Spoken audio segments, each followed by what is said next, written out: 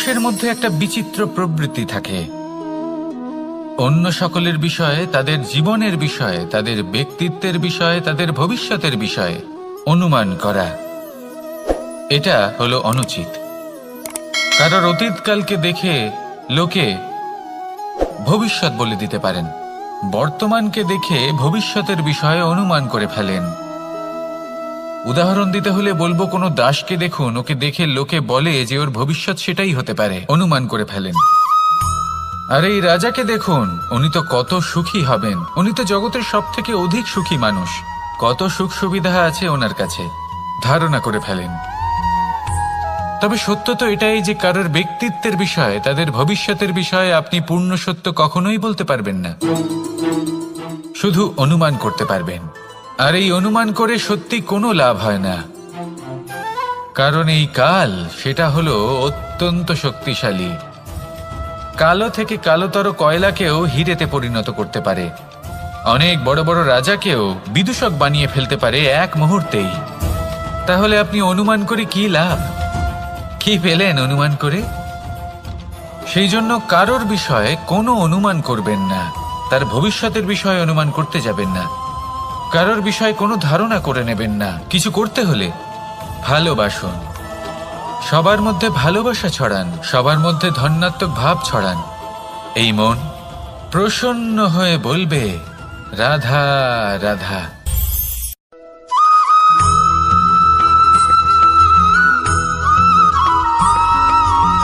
পঞ্চতত্ত্বের মধ্যে দ্বিতীয় তত্ত্ব হল ধরণী, ভূমি, যাকে আমরা ধরণী মাতা বলি। এই ধরণী ধৈর্য ধারণ করে, আর এর ওপরেই আমাদের সমগ্র সংসার নির্ভরশীল।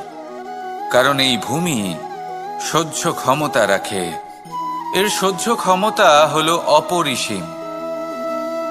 সন্তান যতই আঘাত প্রদান করুক না কেন, প্রেম পূর্বক সহ্য করে, আর তার বদলে অমূল্য রত্ন প্রদান করে।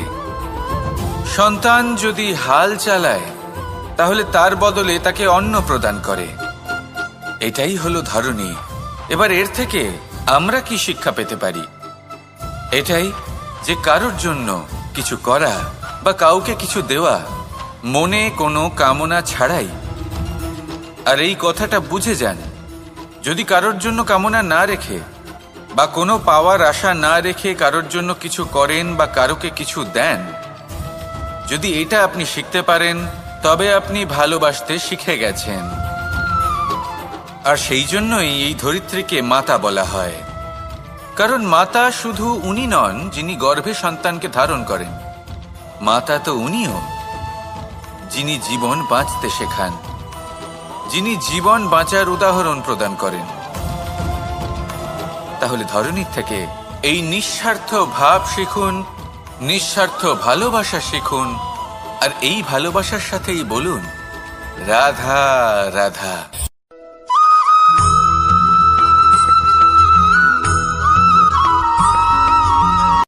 সংসারে আমাদের জীবনে যখন কোনো সুখ বা দুঃখ আসে, তার জন্য আমরা কাউকে না কাউকে অবশ্যই দায়ী করে থাকি, তাই না?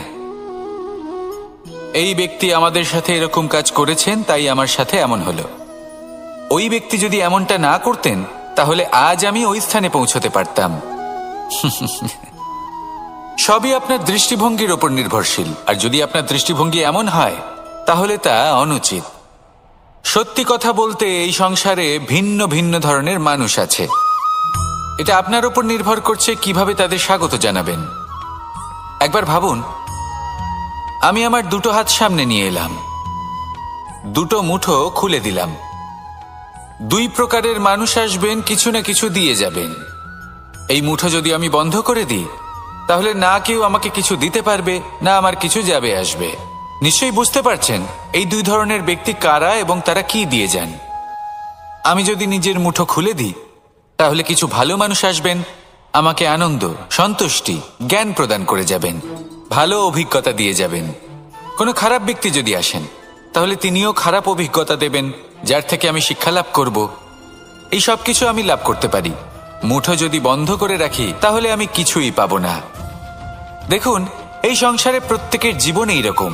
প্রত্যেকের জীবনে সবকিছুই আছে, ভালো খারাপ দুই মানুষই আছে, ভালো অভিজ্ঞতা আছে, খারাপ অভিজ্ঞতা আছে। নির্ভর করছে আপনার উপর যে আপনি কি করবেন, এনাদের স্বাগত কিভাবে জানাবেন, কার থেকে কি বুঝবেন, কি শিখতে পারবেন, আর কোন দৃষ্টিভঙ্গি নিয়ে অগ্রসর হবেন।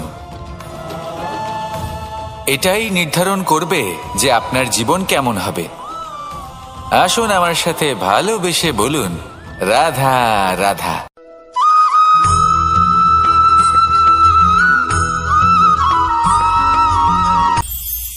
এটা হলো ধান গাছ। এর থেকে যে চাল উৎপন্ন হয় তা মানুষ গ্রহণ করেন। আর এটা কি? এ হলো জংলি ঘাস। একবার ভেবে দেখুন, যদি এই জংলি ঘাস ধান গাছের আশেপাশে থাকে তাহলে কি হবে?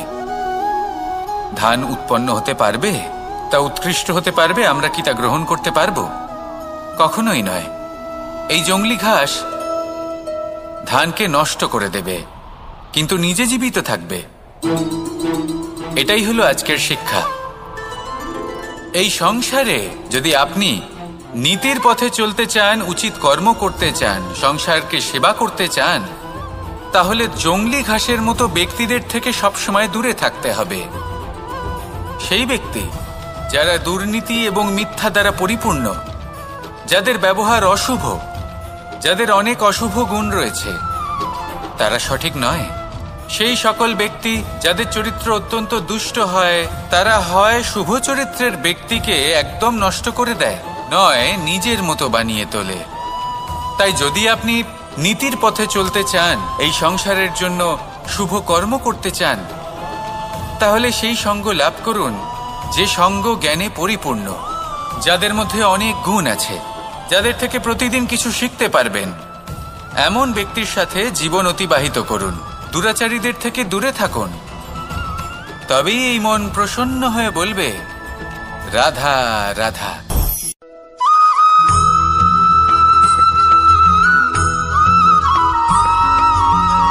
মানুষের মানসিকতা এমন হয় যে সে যতটা করে আশা করে যে তার থেকে অনেক বেশি তার বদলে সে পাবে। দেখুন, সবকিছুই আপনার ভাবনা চিন্তার উপর নির্ভর করছে। আপনি যদি ফলের বিষয়ে ভেবে কর্ম করতে থাকেন তাহলে সেটা অনুচিত। জীবনের আসল আনন্দ হলো নিজের কর্ম করতে থাকা, ফলের চিন্তা করা উচিত নয়।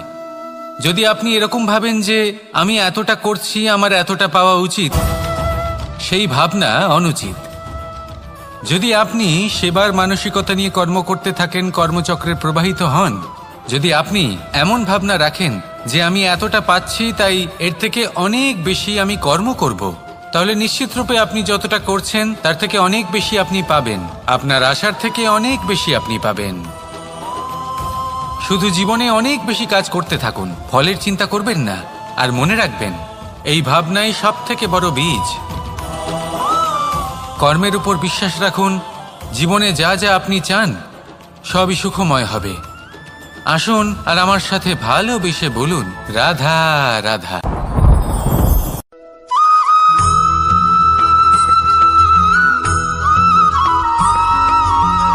আপনি কখনো কোনো বাজকে নিজের বাসা বানাতে দেখেছেন? এই বাজ যখনই কোনো বাসা বানায় তখন উঁচু গাছের ডালে বা কোনো পর্বতের শিখরে বাসা বানায়, অনেক উচ্চতায়। আর সেখানে তার সন্তানও জন্মগ্রহণ করে।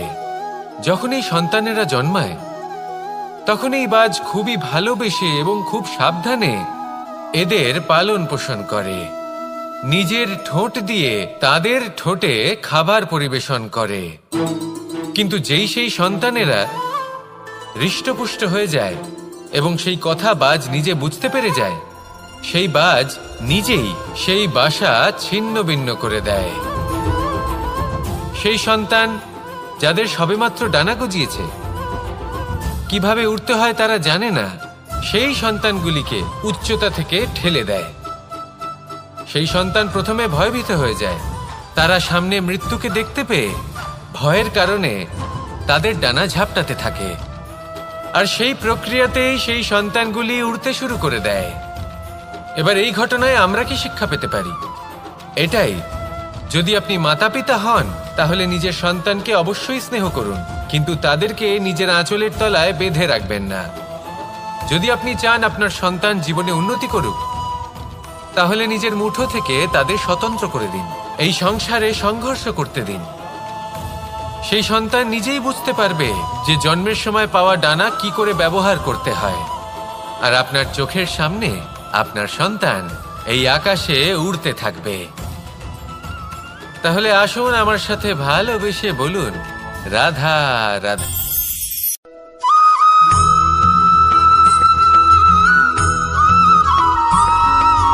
বসন্ত ঋতু, এই সময় মন আনন্দে ভরে থাকে।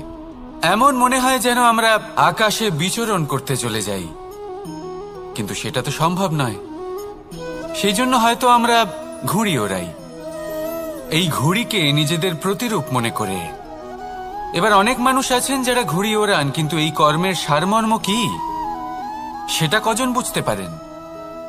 আপনি এটা মনে করুন যে আপনি হলেন সেই ঘুড়ি, আর এই সুতো যিনি ধরে রয়েছেন তিনি হলেন পরমাত্মা। আর এই সুতো যেখান থেকে শুরু হয় সেই লাটাই হলো আমাদের কর্মচক্র। এবার আপনি নিজেই অনুমান করুন যে এই উড়ান কার ওপর নির্ভরশীল? পরমাত্মার ওপর আর আপনার কর্মের ওপর। যদি পরমাত্মা আপনার হাত ধরে থাকেন, আপনার সাথে থাকেন, যদি আপনি শুভ কর্ম করতে থাকেন, আপনি এই আকাশে উড়তে থাকবেন। কিন্তু কোথাও যদি পরমাত্মার সাথে এই বন্ধন ছিন্ন হয়, আপনার কর্মচক্র খারাপ হয়ে যায় বা থেমে যায়, তাহলে আপনার এই ঘুড়ি কেটে যাবে আর দূরে কোনো গাছের ডালে গিয়ে আটকে যাবে। তাই শুধুমাত্র ঘুড়ি ওড়াবেন না, তার থেকে শিখুন। পরমাত্মার সাহচর্যে থাকুন, সবসময় শুভ কর্ম করতে থাকুন আর সবসময় এই আকাশে উড়তে থাকুন। আসুন আর আমার সাথে ভালোবেসে বলুন, রাধা রাধা।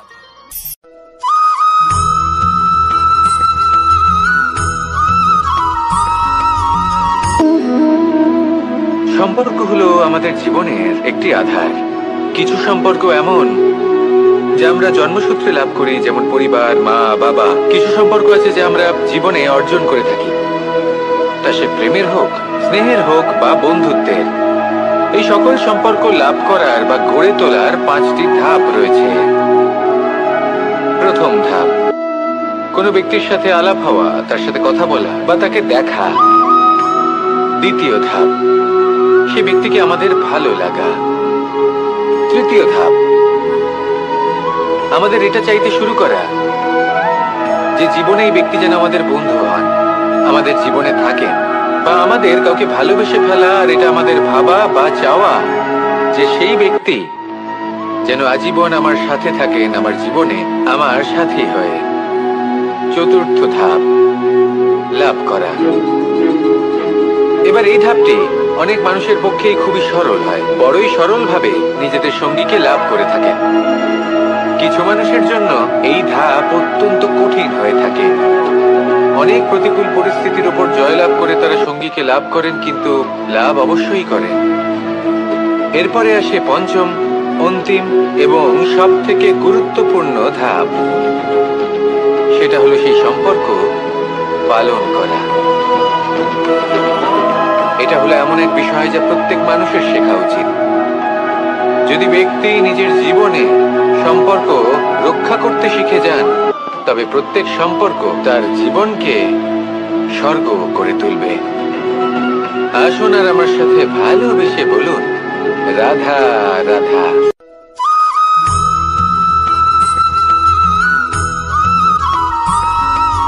জীবনে যখন কোনো ব্যক্তি নিজের লক্ষ্য প্রাপ্তির জন্য নিরন্তর পরিশ্রম করতে থাকেন, চেষ্টা করতে থাকেন, তখন তিনি কষ্ট অনুভব করেন। কখনো শারীরিক কষ্ট, কখনো মানসিক কষ্ট। এবার উনি এটা ভাবতে থাকেন যে আমি কি উচিত করছি নাকি অনুচিত করছি। কারণ অন্যদিকে এমন একজন ব্যক্তিও আছেন যিনি একদমই পরিশ্রম চেষ্টা করছেন না। তিনি মদিরা পান করেন, বিলাসিতায় জীবন কাটান, অলস প্রকৃতির হয়ে ওঠেন, নিদ্রাতে বিলীন হয়ে থাকেন আর ভাবেন যে তিনি সুখ লাভ করছেন। কিন্তু এরকম কেন হয়? কারণ যখন আমরা সৎ পথে থাকি, উচিত পথে চলি, লক্ষ্য প্রাপ্ত করার জন্য চেষ্টা করতে থাকি, তখন আমাদের ভেতরে থাকা নেতিবাচক শক্তি এবং পাপ এই দেহকে ত্যাগ করে দেয়। আর এই অনুভূতিটাই আমাদের দুঃখের অনুভূতি দেয়, কষ্ট দেয়। এবার সেখানে যদি আমরা কুপথে চলি, অনুচিত পথে চলতে থাকি, তাহলে আমাদের ভেতরে থাকা পুণ্য এবং ধনাত্মক শক্তি আমাদের দেহ ত্যাগ করে দেয়। আর এই অনুভূতির কারণেই আমরা সুখ অনুভব করি। কিন্তু কখনো ভাববেন যে এই সুখ বেশি সময় পর্যন্ত থাকে না। সেই জন্য সবসময় মনে রাখবেন, যদি আপনি জানেন যে এটাই আপনার লক্ষ্য, এটাই উচিত পথ, শুভ পথ, তাতে নিরন্তরভাবে এগিয়ে যেতে চেষ্টা করতে থাকুন। এই কষ্ট আপনাকে সুখের পরাকাষ্ঠায় কখন পৌঁছে দেবে তা আপনি জানতেই পারবেন না। আসুন আমার সাথে ভালোবেসে বলুন, রাধা রাধা।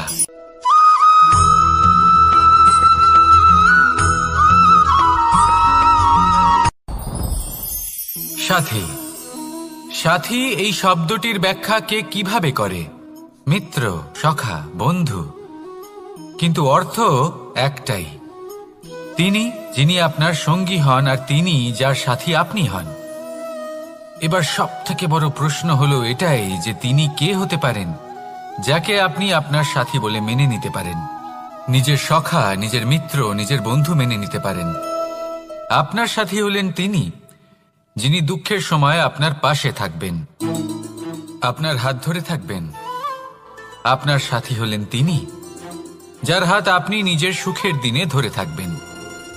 সেই সাথীরই হাত ধরুন যিনি দুঃখে সবসময় আপনাকে সাহায্য করার জন্য তৎপর হয়ে থাকেন, আপনার পাশে থাকেন, আর যাকে সুখের দিনে আপনি আপনার সাথে রাখতে পারেন। আর যখন আপনার সাথে আপনার এই সাথী থাকবে, তখন আপনি এটা বুঝবেন যে যখন জীবনে দুঃখ আসে, তখন এই দুঃখ কমে যায়, সবার মধ্যে ভাগ হয়ে যায়। আর যদি তখন সুখ আসে, তাহলে সেটা সবার উপস্থিতিতে আরো বেড়ে যায়। এটাই হলো প্রেম, এটাই হলো ভালোবাসা, এটাই হলো সঙ্গ। যেমন সম্পর্ক আমার আর রাধার মাঝে। তাহলে আসুন আর আমার সাথে ভালোবেসে বলুন, রাধা রাধা।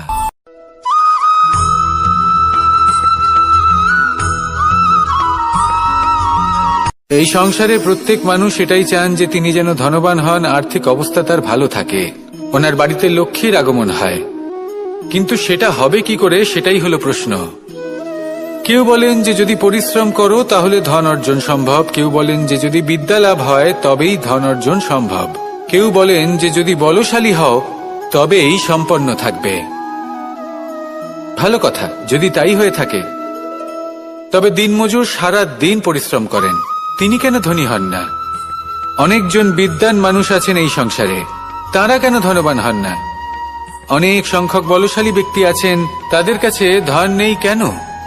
তাদের কেন ধনের অভাব হয়? আবার এমনও কিছু মানুষ আছেন যারা পরিশ্রম করেন, তারা দিনমজুর, কিন্তু তারা ধন অর্জন করতে পারেন। কিছু বিদ্বান ব্যক্তি আছেন যাদের কাছে অধিক মাত্রায় ধন রয়েছে। কয়েকজন বলশালী ব্যক্তি রয়েছেন যাদের কাছে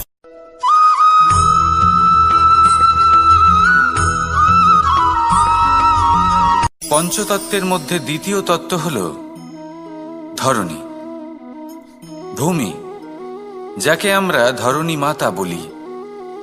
এই ধরণী ধৈর্য ধারণ করে, আর এর ওপরেই আমাদের সমগ্র সংসার নির্ভরশীল।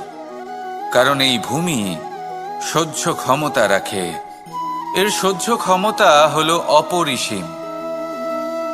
সন্তান যতই আঘাত প্রদান করুক না কেন, প্রেম পূর্বক সহ্য করে, আর তার বদলে অমূল্য রত্ন প্রদান করে।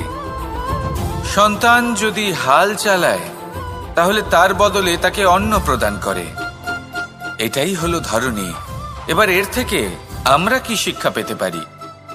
এটাই যে কারোর জন্য কিছু করা বা কাউকে কিছু দেওয়া মনে কোনো কামনা ছাড়াই। আর এই কথাটা বুঝে যান, যদি কারোর জন্য কামনা না রেখে বা কোনো পাওয়ার আশা না রেখে কারোর জন্য কিছু করেন বা কারোকে কিছু দেন, যদি এটা আপনি শিখতে পারেন তবে আপনি ভালোবাসতে শিখে গেছেন। আর সেই জন্যই এই ধরিত্রীকে মাতা বলা হয়, কারণ মাতা শুধু উনি নন যিনি গর্ভে সন্তানকে ধারণ করেন, মাতা তো উনিও যিনি জীবন বাঁচতে শেখান, যিনি জীবন বাঁচার উদাহরণ প্রদান করেন। তাহলে ধরনীর থেকে এই নিঃস্বার্থ ভাব শিখুন, নিঃস্বার্থ ভালোবাসা শিখুন, আর এই ভালোবাসার সাথেই বলুন রাধা রাধা।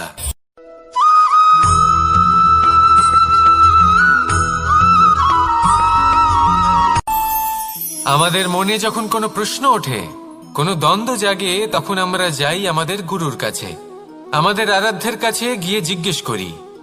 এইভাবেই একদিন আমি পৌঁছলাম আমার আরাধ্যের কাছে, আমার মহাদেবের কাছে, আর ওনাকে প্রশ্ন করলাম যে মহাদেব, জীবনে আনন্দ পাওয়ার, উৎসব পালনের, প্রেম ভাগ করে নেবার, জীবনকে উপভোগ করে নেওয়ার সর্বশ্রেষ্ঠ সময় কোনটা? মহাদেব হাসলেন আর উনি বললেন, জীবনে উৎসব পালনের সব থেকে শ্রেষ্ঠ দিন হল মৃত্যুর ঠিক আগের দিনটা। প্রেম ভাগ করে নেওয়ার সব থেকে শ্রেষ্ঠ মুহূর্ত হল মৃত্যুর ঠিক আগের মুহূর্ত। জীবনকে উপভোগ করে নেওয়ার সর্বশ্রেষ্ঠ প্রহর হল মৃত্যুর এক প্রহর পূর্বে। তখন আমি চমকে গেলাম। আমি বললাম, কিন্তু মহাদেব, মৃত্যু তো অনিশ্চিত, আমরা জানিও না কবে আমাদের মৃত্যু হবে। মহাদেব আবার হাসলেন। উনি বললেন যে যদি আমরা এভাবে জীবন কাটাই যে আমরা জীবনের প্রত্যেক দিন, প্রত্যেক মুহূর্ত, প্রত্যেক প্রহর শেষ বলে মনে করি, তাহলে আমাদের সমস্ত জীবন আনন্দের সাথেই অতিবাহিত হবে। কি বলেন?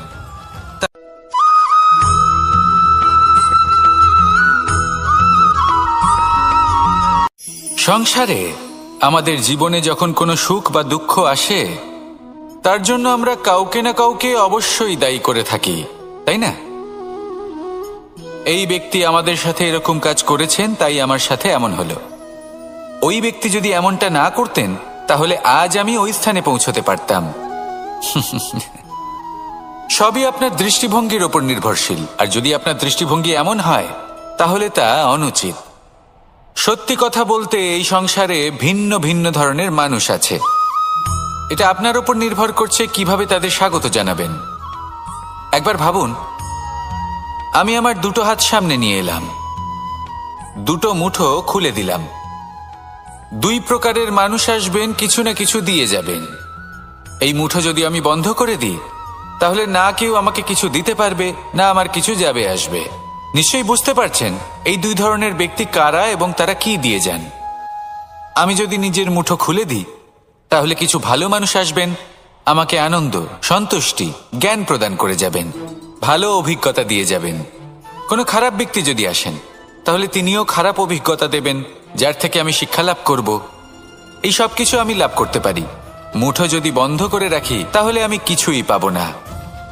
দেখুন, এই সংসারে প্রত্যেকের জীবনে এইরকম। প্রত্যেকের জীবনে সবকিছুই আছে, ভালো খারাপ দুই মানুষই আছে, ভালো অভিজ্ঞতা আছে, খারাপ অভিজ্ঞতা আছে। নির্ভর করছে আপনার উপর যে আপনি কি করবেন, এনাদের স্বাগত কিভাবে জানাবেন, কার থেকে কি বুঝবেন, কি শিখতে পারবেন, আর কোন দৃষ্টিভঙ্গি নিয়ে অগ্রসর হবেন।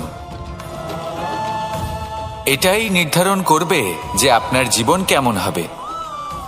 আসুন আমার সাথে ভালোবেসে বলুন রাধা রাধা।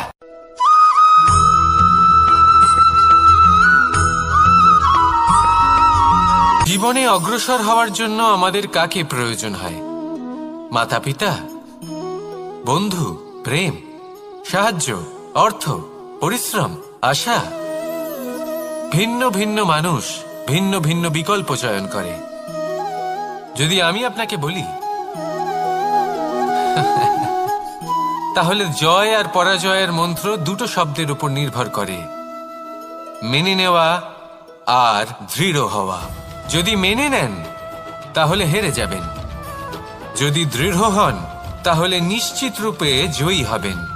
যদি কখনো আপনি ক্লান্ত হয়ে ওঠেন, আপনি দুঃখী হন, পুরোপুরি ভেঙে পড়েছেন, তখন মেনে নেবেন না যে আপনি ভেঙে পড়েছেন, নয়তো হেরে যাবেন। তখন উল্টে স্থির করবেন যে যাই হয়ে যাক না কেন, আমি জয়ী হবই। আর আপনি দেখবেন যে জয় নিশ্চিত রূপে আপনার কাছেই আসবে।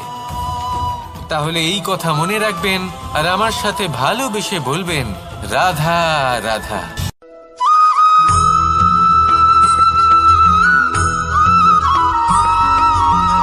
ভালো, শুধু ওনাদের কঠোর ব্যবহার দেখলে আমরা একটু ভয় পেয়ে যাই। এবার ওনাদের এই কঠোর ব্যবহার আমাদের ভালো না লাগলেও অত্যন্ত আবশ্যক, কারণ মাতার থেকে আমরা যে শক্তি লাভ করি তা যেন নিয়ন্ত্রণ হারিয়ে বিধ্বংসী না হয়ে ওঠে। আমরা যেন কোনো কুপথে না চলে যাই, আমরা কখনো যেন দোষ না করে ফেলি। শুধু সেই জন্য পিতা এবং গুরু একটু কঠোর হয়ে ওঠেন, এবং ওনাদের এই কঠোর আচরণ ভবিষ্যতে গিয়ে আমরা অবশ্যই বুঝতে পারি।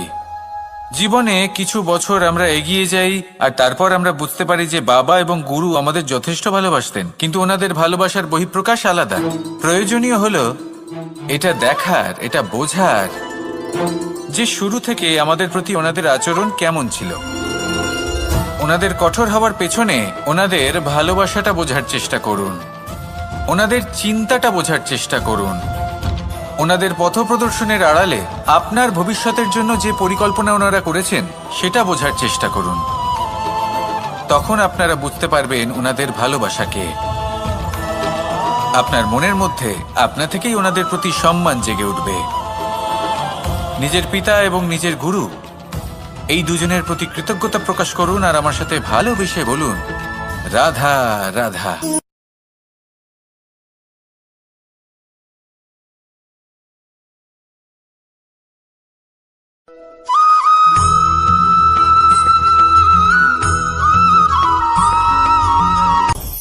আপনি কখনো পর্বতের শিখরে উঠেছেন? আপনি দেখতে পাবেন পর্বতের পদতলে প্রচুর সুন্দর ফুল রয়েছে, সবুজ বনানী রয়েছে। যত আপনি ওপরে উঠতে থাকবেন তত ফুল কমতে থাকবে, সবুজ বনানী কমতে থাকবে। আরো কিছুটা ওপরে উঠলে কাঁটা জাতীয় গাছ দেখতে পাবেন, শুকনো গাছ দেখতে পাবেন। আরো যদি ওপরে ওঠেন তাহলে পাষাণ দেখতে পাবেন।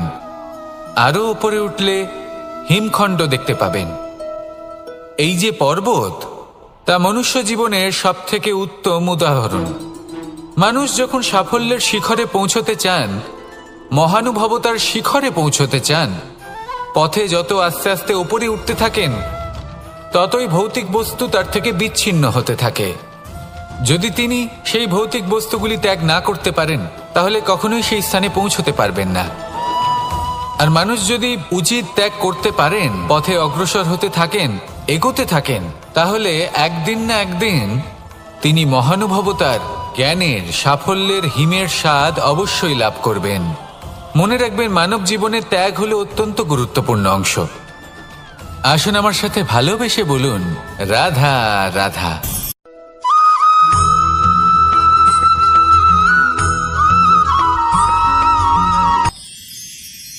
মানুষ তার জীবনে দুই ধরনের পরিস্থিতিকে খুব ভয় পায়। এক, কোনো কারণবশত কারোর সামনে নত হওয়া। দুই, কোনো কারণে নিজের চরিত্র থেকে, নিজের মূল্যবোধ থেকে বিচ্যুত হওয়া। এবার কেন হয় এরকম যে কথায় কথায় কারোর সামনে নত হতে হয়? কেন বারংবার নিজের চরিত্র থেকে চ্যুত হতে হয়? এরকম কেন হয়? এটা তখনই হয় যখন আমাদের শিক্ষা এবং মূল্যবোধের অভাব থাকে। যদি মানুষের মধ্যে প্রকৃত শিক্ষা থাকে তাহলে এই সংসারে কোনো সময় এবং কারোর সামনেই নত হওয়ার কোনো প্রয়োজন নেই। যদি মানুষের মধ্যে মূল্যবোধ থাকে তাহলে তাকে নিজের মূল্যবোধ বা চরিত্র থেকে বিচ্যুত হতে হয় না, তা সে যাই হয়ে যাক না কেন। কোনো বালককে যদি জন্ম থেকেই সুশিক্ষার অধিকারী করা হয়, শিক্ষিত করা হয়, মূল্যবোধের অধিকারী করা হয়, তবে সে এই সংসারে এমন কর্ম করবে যাতে সে নিজেকে, নিজের পরিবারকে, সমগ্র সমাজকে গর্বিত করতে পারে। শিক্ষা লাভ করুন, মূল্যবোধ লাভ করুন এবং আমার সাথে ভালোবেসে বলুন, রাধা রাধা।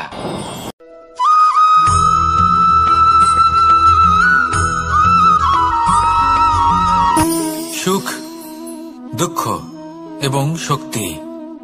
এই তিন হলো এই সংসারের ত্রিদেবের মতো। আমাদের জীবনে যা কিছু ঘটছে এই তিনটির ভিত্তির উপরেই হচ্ছে। আসলে এই সংসারের একটা নিয়ম আছে, যখনই আপনি কিছু লাভ করেন এই সংসার আপনার পরীক্ষা নেয়। এটা জানার জন্য আপনার পরীক্ষা নেয় যে আপনি যা কিছুই লাভ করেছেন আপনি কি আদৌ সেটার যোগ্য কিনা। ঠিক সেইভাবেই এই সুখ, দুঃখ এবং শক্তি আপনার পরীক্ষা নিয়ে থাকে। যখন সুখ আসে তখন সে আপনার পরীক্ষা নেয় যে আপনার মধ্যে অহংবোধ জাগ্রত হয়নি তো। যদি অহংবোধ চলে আসে তাহলে সুখ সেখানেই সঙ্গ ত্যাগ করে। দুঃখ আপনার ধৈর্যের পরীক্ষা নিতে থাকে, আর যদি আপনার মধ্যে ধৈর্য না থাকে তাহলে এটা আপনাকে আরো বেশি দুঃখের গভীর অন্ধকারে ঠেলে দেবে। সেখানে শক্তি পরীক্ষা নেয় আপনার বিনম্রতার। যদি আপনি বিনম্র না হন তাহলে হয় এই শক্তি আপনার সঙ্গ ত্যাগ করবে, নয় এই শক্তি বিনম্রতার অভাবে আপনার পতনের কারণ হতে পারে। এই সংসারে যে কোনো ব্যক্তি যিনি এই পরীক্ষায় উত্তীর্ণ হয়ে থাকেন এই জীবনে তিনি সাফল্য লাভ করেন। আসুন আমার সাথে ভালোবেসে বলুন, রাধা রাধা।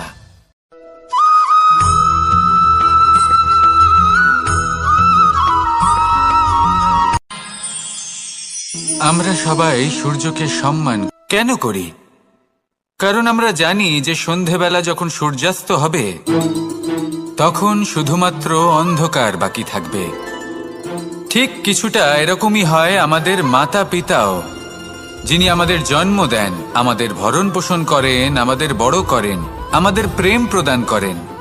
কখনো কখনো তাদের মুখ থেকে কটু কথা নিঃসৃত হয়, আমাদের দুঃখ হয়, কিন্তু তখন আমাদের এটা বোঝা উচিত এগুলি নিঃসৃত হচ্ছে আমাদেরই মঙ্গলের জন্য। যেমন সূর্যদেব, উনিও উত্তাপ দিয়ে থাকেন আমাদেরই মঙ্গলের জন্য, যাতে ফসল পাকতে পারে, যাতে জল বাষ্প হয়ে মেঘ হতে পারে, বৃষ্টি হতে পারে, আর এই সংসারে নিরন্তর জলের প্রবাহ থাকে। আমাদের মাতা পিতা, তাদের কঠোর আচরণ, তাদের কঠোর অনুশাসনের পেছনে লুকিয়ে থাকে ওনাদের ভালোবাসা। আমাদের তা বুঝতে হবে, সসম্মানে ওনাদের গ্রহণ করতে হবে। কারণ ঠিক সূর্যাস্তের পরে যেমন চতুর্দিক অন্ধকারচ্ছন্ন হয়ে যায়, তেমনি আমাদের জীবন থেকে যখন আমাদের মাতা পিতা চলে যায় তখন আমাদের জীবনেও শুধু এবং শুধুমাত্র অন্ধকারই ছেয়ে থাকে। সেই জন্য নিজের মাতা পিতাকে সম্মান করুন, ওনাদের ভালোবাসা প্রদান করুন। এই মন আর এই জীবন প্রসন্ন হয়ে বলবে, রাধা রাধা।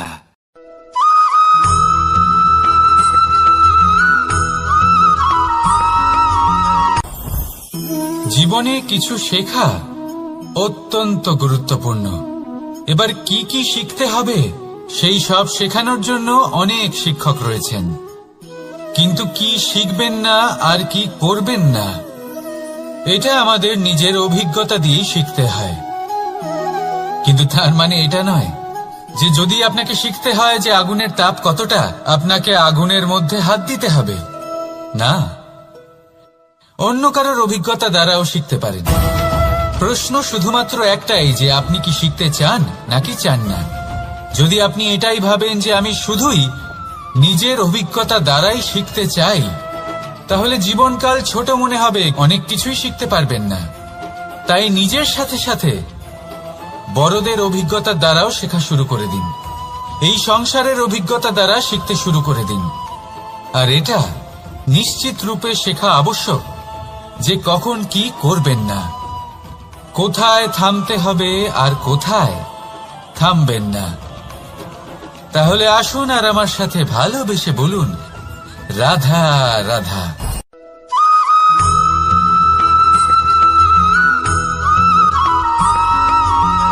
এই সংসারে সবথেকে বেশি কোমল বস্তু হলো রেশম। এই রেশম এতটাই কোমল হয় যে এর পুরো একটা থান শুধুমাত্র একটা হাতে ধরা সম্ভব। কখনো ভেবে দেখেছেন এই রেশম কিভাবে হয়? একটি কীট তার লালার দ্বারা উৎপন্ন হয়। এই কীট সেই রেশমকে পাক দিতে থাকে, পাক দিতেই থাকে আর আস্তে আস্তে তার মধ্যেই জড়িয়ে পড়ে। শেষে ওর এই সুন্দর অমূল্য সৃষ্টি রেশমের এই সুতো, তার নির্মাণ কার্য পূর্ণ হয়। কিন্তু তাতেই ও নিজে বন্দী হয়ে যায়। নিজেরই মায়াজালের এই বন্দী গৃহে নিজেই ফেঁসে যায়। এবার এই সুতোকে ব্যবহারযোগ্য করে তোলার জন্য এই কীটগুলিকে এই কবচের সাথেই ফুটন্ত জলে ফেলে দেওয়া হয়। এই সংসারে যদি আমাদের স্বপ্ন এই সংসারের দুঃখ হরণ করার জন্য, এই সংসারে সুখ বিতরণ করার জন্য হয়, তবেই আমাদের প্রগতি সম্ভব।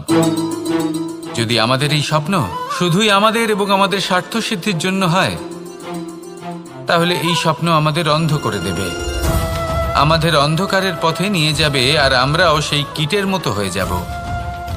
নিজেদেরই মায়াজালে আমরা নিজেই ফেঁসে যাব, আর শেষে আমরা যদি কিছু লাভ করি তা হবে একাকিত্ব, অন্ধকারময় মৃত্যু। তাই স্বপ্ন অবশ্যই দেখুন, কিন্তু এমনভাবে স্বপ্ন দেখবেন না যে তার এই বন্দিগৃহে আপনি নিজেই ফেঁসে গেলেন। স্বপ্ন দেখুন পরোপকারে।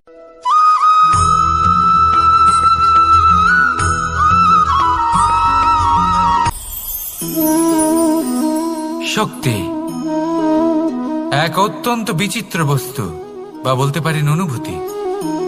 পিতা সবসময় চান যেন তিনি তার শক্তি পুত্রকে। আসুন আপনাকে সহজে বোঝাই। যদি আপনি সুপাত্র হন আর আপনাকে শক্তি দেওয়া হয়, তাহলে আপনি সেই শক্তির গুরুত্ব বুঝবেন, কোথায় সেই শক্তি প্রয়োগ করা উচিত সেটা বুঝবেন।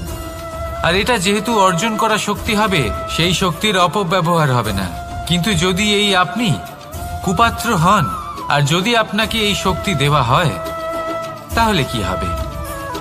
দেখতে গেলে এই শক্তি আপনি দান হিসেবে পেয়েছেন, তাই না আপনি এই শক্তির গুরুত্ব বুঝবেন, আর না এর প্রয়োগ আপনি জানবেন। তার অপব্যবহার হওয়া সুনিশ্চিত। তাই যদি আপনি কোনো শক্তি অর্জন করতে চান, তাহলে আগে তার যোগ্য হয়ে উঠুন, পুত্র নয় পাত্র হয়ে উঠুন। আর আমার সাথে ভালোবেসে বলুন, রাধা রাধা।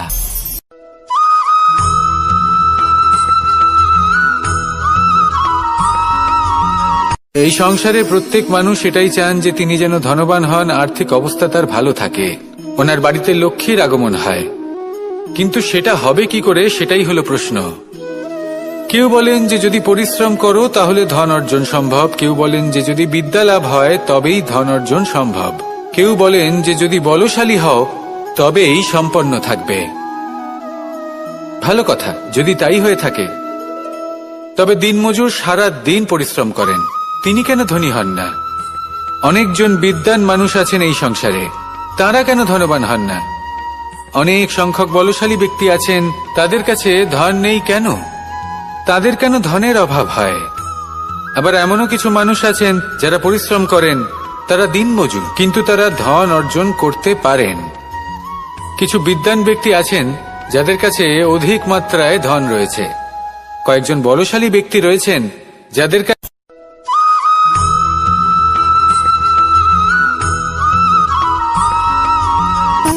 সুখ, দুঃখ এবং শক্তি, এই তিন হলো এই সংসারের ত্রিদেবের মতো।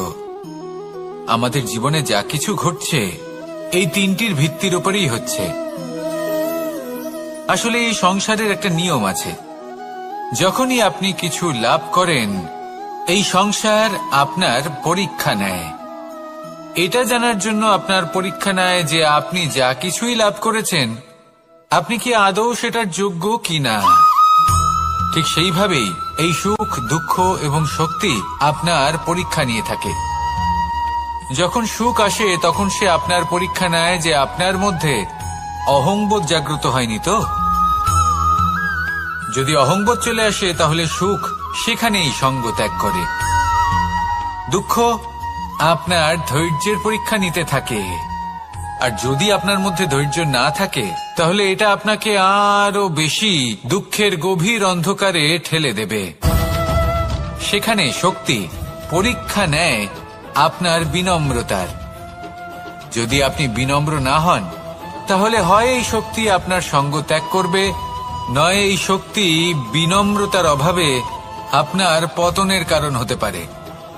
এই সংসারে যে কোনো ব্যক্তি যিনি এই পরীক্ষায় উত্তীর্ণ হয়ে থাকেন, এই জীবনে তিনি সাফল্য লাভ করেন। আসুন আমার সাথে ভালোবেসে বলুন, রাধা রাধা।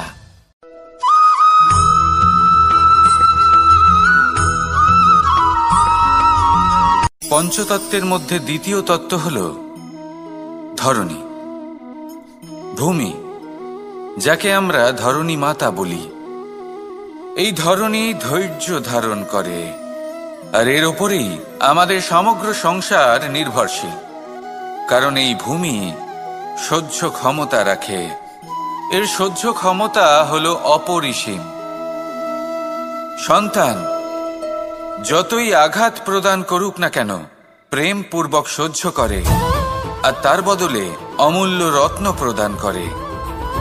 সন্তান যদি হাল চালায়, তাহলে তার বদলে তাকে অন্ন প্রদান করে। এটাই হলো ধরণী। এবার এর থেকে আমরা কি শিক্ষা পেতে পারি? এটাই যে কারোর জন্য কিছু করা বা কাউকে কিছু দেওয়া মনে কোনো কামনা ছাড়াই। আর এই কথাটা বুঝে যান, যদি কারোর জন্য কামনা না রেখে বা কোনো পাওয়ার আশা না রেখে কারোর জন্য কিছু করেন বা কারোকে কিছু দেন, যদি এটা আপনি শিখতে পারেন, তবে আপনি ভালোবাসতে শিখে গেছেন। আর সেই জন্যই এই ধরিত্রীকে মাতা বলা হয়। কারণ মাতা শুধু উনি নন যিনি গর্ভে সন্তানকে ধারণ করেন, মাতা তো উনিও যিনি জীবন বাঁচতে শেখান, যিনি জীবন বাঁচার উদাহরণ প্রদান করেন। তাহলে ধরণীর থেকে এই নিঃস্বার্থ ভাব শিখুন, নিঃস্বার্থ ভালোবাসা শিখুন, আর এই ভালোবাসার সাথেই বলুন, রাধা রাধা।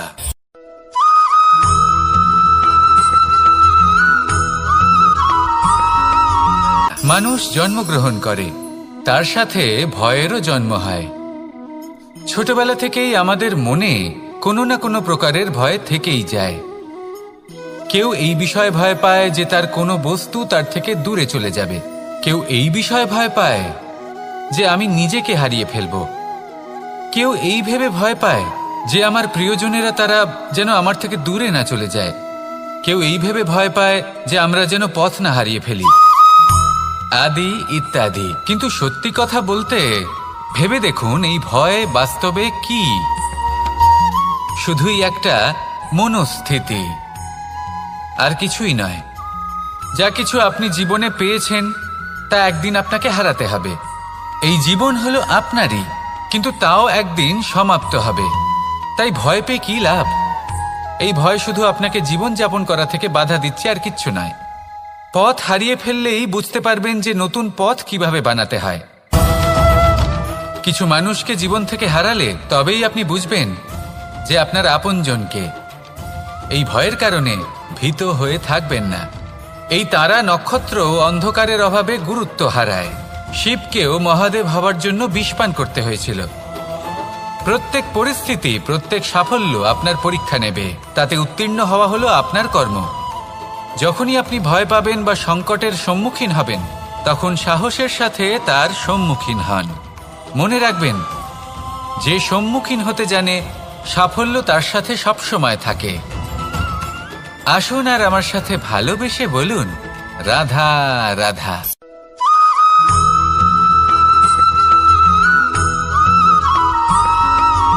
জীবনে অগ্রসর হওয়ার জন্য আমাদের কাকে প্রয়োজন হয়? মাতা পিতা, বন্ধু, প্রেম, সাহায্য, অর্থ, পরিশ্রম, আশা। ভিন্ন ভিন্ন মানুষ ভিন্ন ভিন্ন বিকল্প চয়ন করে। যদি আমি আপনাকে বলি,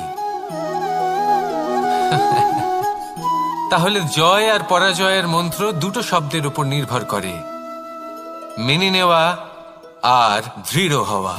যদি মেনে নেন তাহলে হেরে যাবেন, যদি দৃঢ় হন তাহলে নিশ্চিত রূপে জয়ী হবেন। যদি কখনো আপনি ক্লান্ত হয়ে ওঠেন, আপনি দুঃখী হন, পুরোপুরি ভেঙে পড়েছেন, তখন মেনে নেবেন না যে আপনি ভেঙে পড়েছেন, নয়তো হেরে যাবেন। তখন উল্টে স্থির করবেন যে যাই হয়ে যাক না কেন, আমি জয়ী হবই। আর আপনি দেখবেন যে জয় নিশ্চিত রূপে আপনার কাছেই আসবে। তাহলে এই কথা মনে রাখবেন আর আমার সাথে ভালোবেসে বলবেন, রাধা রাধা।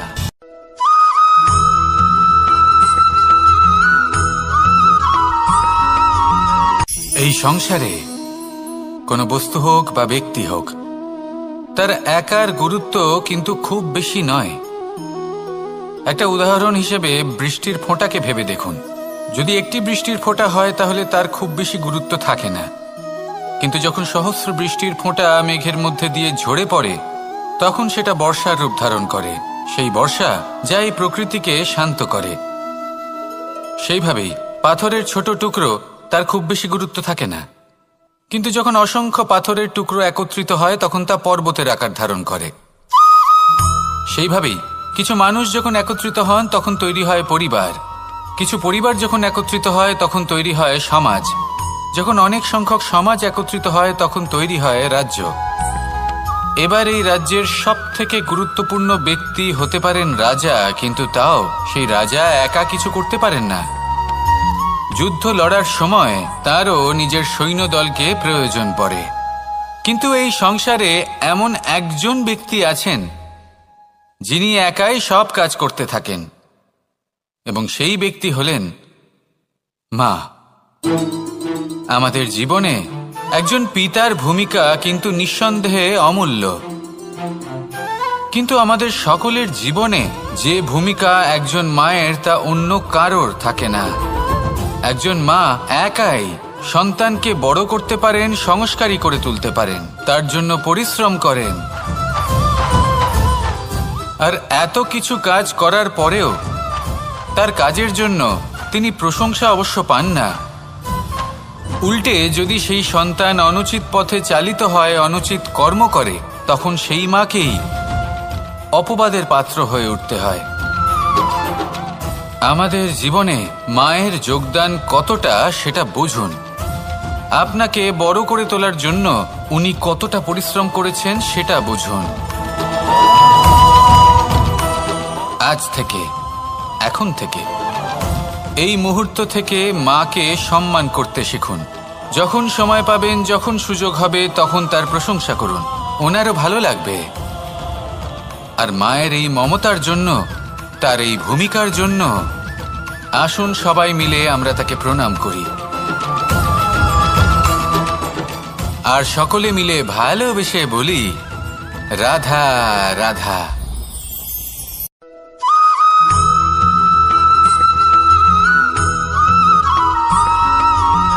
এই সংসারের সব থেকে গুরুত্বপূর্ণ তত্ত্ব কোনটা?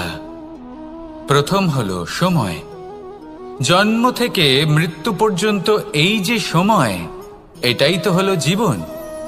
দ্বিতীয় হলো জীবন, যাতে আমরা সময়ের সদ্ব্যবহার করি, শ্রেষ্ঠ থেকে শ্রেষ্ঠতর কাজ করার চেষ্টা করি। বহু বছরের এই পরম্পরা, এই সংস্কৃতিকে এগিয়ে নিয়ে যাওয়ার চেষ্টা করি। এই সংসারে আমরা অংশগ্রহণ করতে চেষ্টা করি। তৃতীয় হলো ধন, সেই ধন যা প্রত্যেক ব্যক্তি অর্জন করতে চেষ্টা করেন। এবার এই তিনটি তত্ত্বের মধ্যে একটা সামঞ্জস্য আছে, সমান ব্যাপার আছে, সে ধনই হোক বা সময় হোক বা হোক জীবন। আর সেই সমান ব্যাপার হলো যে যদি আপনি এটা গণনা করতে থাকেন তাহলে তা কমতে থাকে, যদি আপনি এটা ব্যবহার করেন তাহলে তা বাড়তে থাকে। একে সংগঠিত করে রাখতে চেষ্টা করলে এ হাত থেকে ফসকে যায়, কিন্তু যদি আপনি একে সামলে রাখতে শিখে যান তাহলে এমন কাজ করবেন যাতে সংসারের সাথে সাথে পরবর্তী প্রজন্ম লাভবান হবে। যদি কিছু শিখতে চান তাহলে সামলাতে শিখুন, গণনা করা বা সংগঠিত করা নয়। আসুন আর আমার সাথে ভালোবেসে বলুন, রাধা রাধা।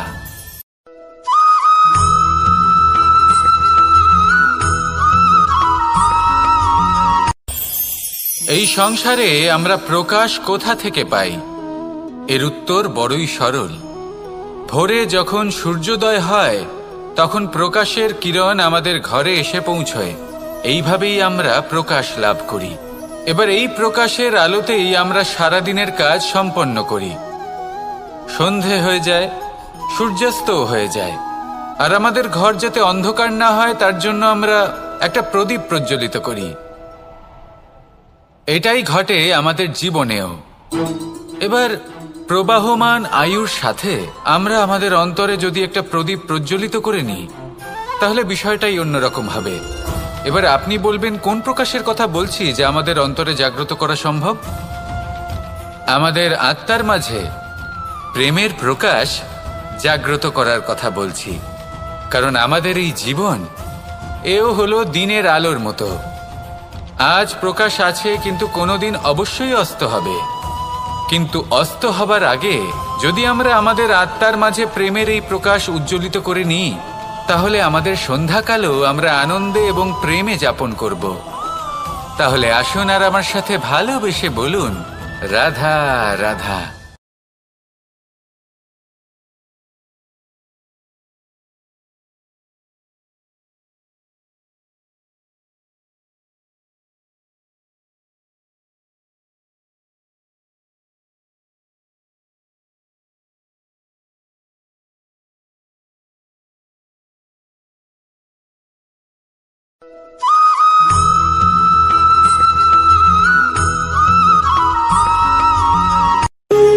যখন মানুষের মৃত্যু হয় তখন কি হয়?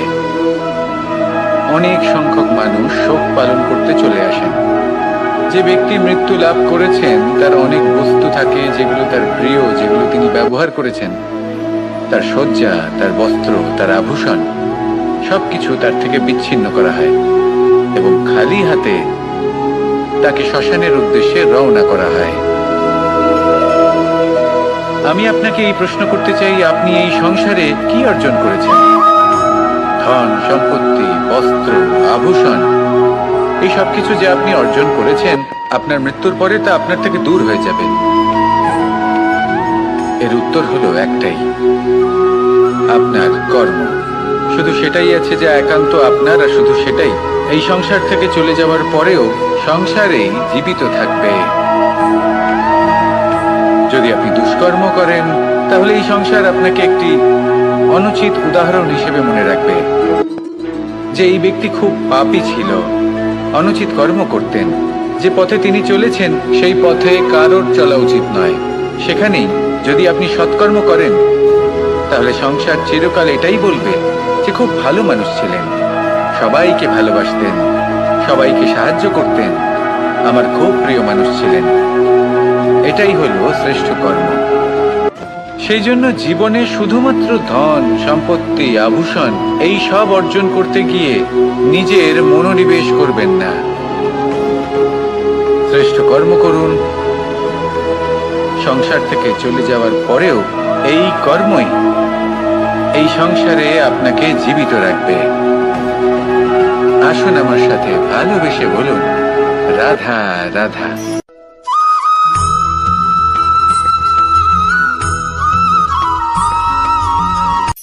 এই সংসারে সাফল্য লাভ করার জন্য জ্ঞানের প্রয়োজন হয়, পরিশ্রমের প্রয়োজন হয়, দৃঢ় নিষ্ঠার প্রয়োজন হয়, নিরন্তর চেষ্টা করা প্রয়োজনীয়। কিন্তু আরো কিছু আছে যা অত্যন্ত প্রয়োজনীয় এবং গুরুত্বপূর্ণ। তা হলো ভালো বন্ধু। তাদের থাকা অত্যন্ত প্রয়োজনীয়। যদি ভালো বন্ধু থাকে, তাহলে সময় এলে তারা ঢাল হয়ে আপনাকে সুরক্ষা করবেন। সময় এলে অস্ত্রের মতো শত্রুকে সংহারও করবেন। যদি তিনি জ্ঞানী হন, তাদের মধ্যে সদ্গুণ থাকে, তাহলে এই সব গুণ আপনার মধ্যেও প্রবেশ করবে। তাহলে সাফল্যের জন্য ভালো বন্ধু পাওয়া অত্যন্ত প্রয়োজনীয়। কিন্তু শুধু বন্ধু কেন, ভালো শত্রুও থাকা প্রয়োজনীয়। এবার আপনি ভাববেন, আমি কি বললাম? যদি আপনার জীবনেও ভালো অর্থাৎ শক্তিশালী শত্রু থাকে, তাহলে আপনিও শক্তিশালী হতে থাকবেন। এই শত্রু আপনাকে প্রেরিত করবে আরো বেশি শক্তিশালী হয়ে ওঠার। কখনো কোনো হরিণকে দেখুন, তীব্র গতিতে দৌড়তে থাকে। কেন তীব্র গতিতে দৌড়য়? এই কারণে নয় যে কোথাও তার জন্য মধুর ঘাস অপেক্ষা করে রয়েছে, না। সে এই কারণে তীব্র গতিতে দৌড়য় কারণ সেটা না করলে তার পেছনে একটি সিংহ আছে যে ওকে নিজের ভোজন করে ফেলবে। তাই জীবনে বিপদ, সংকট এই সবকিছুও হলো অত্যন্ত গুরুত্বপূর্ণ। তার সম্মুখীন হতে শিখুন আর আমার সাথে ভালোবেসে বলুন, রাধা রাধা।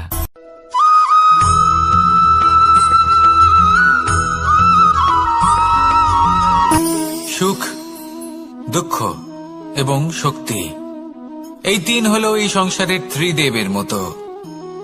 আমাদের জীবনে যা কিছু ঘটছে এই তিনটির ভিত্তির উপরেই হচ্ছে।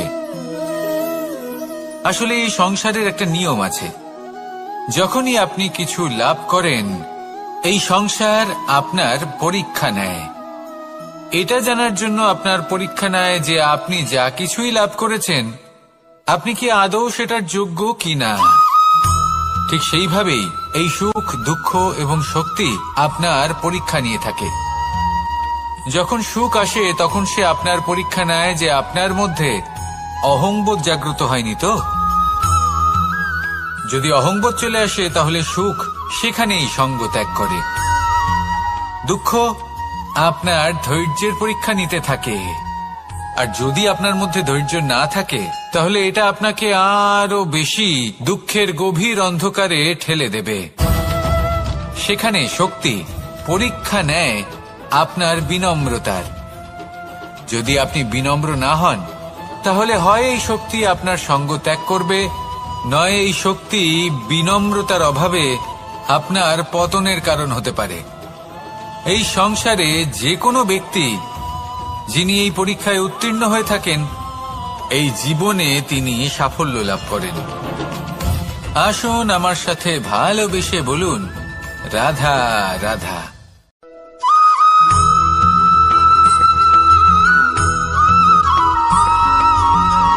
পুরুষার্থ। শাস্ত্রে 4 ধরনের পুরুষার্থের কথা বলা হয়েছে। প্রথম হলো ধর্ম। আপনি কি জানেন এই ধর্ম আসলে কি? আপনার কি মনে হয় ধর্ম আসলে কি? কোনো বিশেষ ঈশ্বরকে মানাই কি ধর্ম বলা হয়? নাকি কোনো বিশেষ রীতি পালন করাই হলো ধর্ম? নাকি কোনো বিশেষ সাহিত্যকে সর্বশ্রেষ্ঠ মনে করাই হলো ধর্ম? না, ধর্ম হলো সেটা যাকে ধারণ করা যেতে পারে। আর ধারণ শুধু সেটাই করা যায় যা পবিত্র। পবিত্র শুধু তাকেই বলা হয় যা নিঃস্বার্থ, যার মধ্যে শাসন করার কোনো ইচ্ছে নেই, যা সরলভাবেই প্রবাহমান, জল এবং বায়ুর মতো। যখন কোনো ব্যক্তি ধর্মকে ধারণ করেন এবং সেই ধর্ম সেই ব্যক্তিকে রক্ষা করে তখন তাকে ধর্ম বলা হয়। ধর্ম যা রক্ষা করে অহংকার থেকে, খারাপ চিন্তার হাত থেকে। সেই জন্য পুরুষার্থ গড়ে তোলার আগে, ধর্ম পালন করার আগে ধর্মের প্রকৃত অর্থ কি সেটা বুঝে নিন। এটা জেনে রাখুন যে সমস্ত ধর্মের আধার, সমস্ত ধর্মের ভিত শুধুমাত্র ভালোবাসা। আসুন আর এই ভালোবাসার সাথেই বলুন, রাধা রাধা।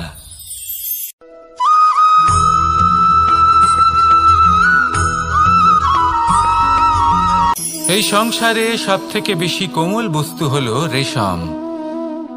এই রেশম এতটাই কোমল হয় যে এর পুরো একটা থান শুধুমাত্র একটা হাতে ধরা সম্ভব। কখনো ভেবে দেখেছেন এই রেশম কিভাবে হয়? একটি কীট তার লালার দ্বারা উৎপন্ন হয়। এই কীট সেই রেশমকে পাক দিতে থাকে, পাক দিতেই থাকে, দিতেই থাকে, আর আস্তে আস্তে তার মধ্যেই জড়িয়ে পড়ে। শেষে ওর এই সুন্দর অমূল্য সৃষ্টি রেশমের এই সুতো তার নির্মাণ কার্য পূর্ণ হয়, কিন্তু তাতেই ও নিজে বন্দী হয়ে যায়। নিজেরই মায়াজালের এই বন্দী গৃহে নিজেই ফেঁসে যায়। এবার এই সুতোকে ব্যবহারযোগ্য করে তোলার জন্য এই কীটগুলিকে এই কবচের সাথেই ফুটন্ত জলে ফেলে দেওয়া হয়। এই সংসারে যদি আমাদের স্বপ্ন এই সংসারের দুঃখ হরণ করার জন্য, এই সংসারে সুখ বিতরণ করার জন্য হয়, তবেই আমাদের প্রগতি সম্ভব। যদি আমাদের এই স্বপ্ন শুধুই আমাদের এবং আমাদের স্বার্থ সিদ্ধির জন্য হয়, তাহলে এই স্বপ্ন আমাদের অন্ধ করে দেবে, আমাদের অন্ধকারের পথে নিয়ে যাবে, আর আমরাও সেই কীটের মতো হয়ে যাব। নিজেদেরই মায়াজালে আমরা নিজেই ফেঁসে যাব, আর শেষে আমরা যদি কিছু লাভ করি তা হবে একাকিত্ব, অন্ধকারময় মৃত্যু। তাই স্বপ্ন অবশ্যই দেখুন, কিন্তু এমনভাবে স্বপ্ন দেখবেন না যে তার এই বন্দিগৃহে আপনি নিজেই ফেঁসে গেলেন। স্বপ্ন দেখুন পরোপকারে।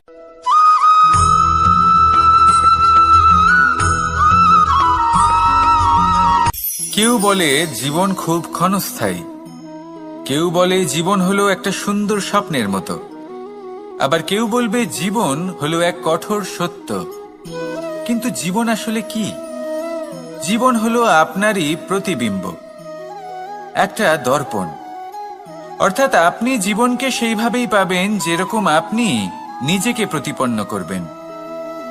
যদি আপনি দর্পণের দিকে তাকিয়ে হাসেন, তাহলে আপনি সামনে হাসি মুখী দেখতে পাবেন। এবার যদি আপনি গম্ভীর হয়ে থাকেন, তাহলে আপনি একজন রুষ্ট ব্যক্তি দেখতে পাবেন। শেষে সবথেকে বেশি গুরুত্বপূর্ণ হলো আপনার চেষ্টা। আপনাকে সবসময় চেষ্টা করতে হবে যাতে আপনি নিজেকে প্রসন্ন এবং ইতিবাচক মনোভাবে রাখেন। এটা হলো আপনারই উত্তরদায়িত্ব, তাকে পালন করুন। এই মনকে প্রসন্ন রাখুন, এই সংসারকে সুন্দর বলে মনে হবে। আর এই মন প্রসন্ন হয়ে বলবে, রাধা রাধা।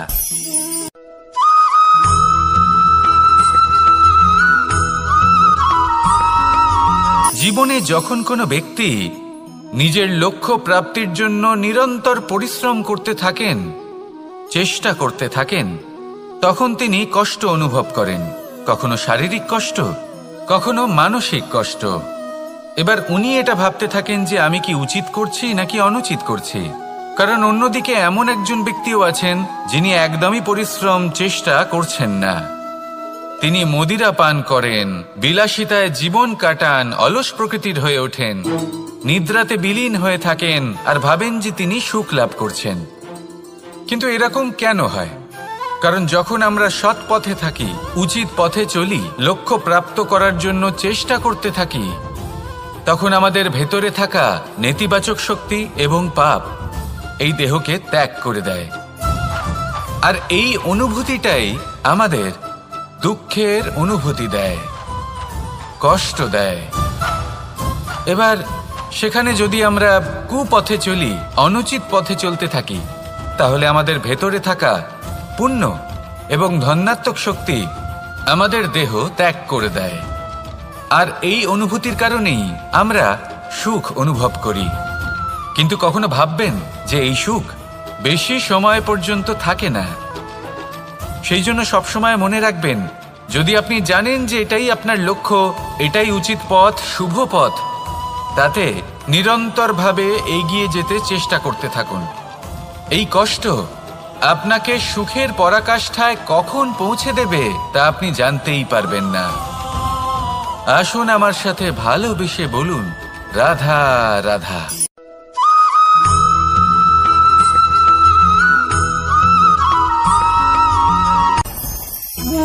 ভোজন। এবার ভোজন সংগ্রহ করার জন্য মানুষ কি না করেন, সবসময় চেষ্টা করতে থাকেন। ফসল উৎপাদনের জন্য অনেক পরিশ্রম করতে থাকেন, কিন্তু অনেক সময় অনেক পরিশ্রম করার পরেও ফসল ভালো উৎপাদন হয় না। এর কারণ কি? কারণ হলো এটাই যে আপনি পরিশ্রম হয়তো অনেক করেছেন, কিন্তু আপনার নজর তো সেই বীজের দিকে ছিলই না যা আপনি রোপণ করেছেন। সেই জন্য সবসময় কোনো বীজ রোপণ করার আগে তাকে পরখ করে দেখুন, তা অত্যন্ত আবশ্যক। আর সেইভাবেই যখনই কোনো কর্মের প্রশ্ন আসে, তাহলে সেখানে শুধুমাত্র পরিশ্রম যথেষ্ট নয়। সেই কাজের প্রতি আপনার কর্তব্য কি, আপনার উদ্দেশ্য কি, সেটা জানা হলো অত্যন্ত গুরুত্বপূর্ণ। তাই কর্ম করুন, কিন্তু সেই কর্মের প্রতি আপনার যা উদ্দেশ্য তার মাহাত্ম্য বুঝতে চেষ্টা করুন। তাহলে আসুন আমার সাথে ভালোবেসে বলুন, রাধা রাধা।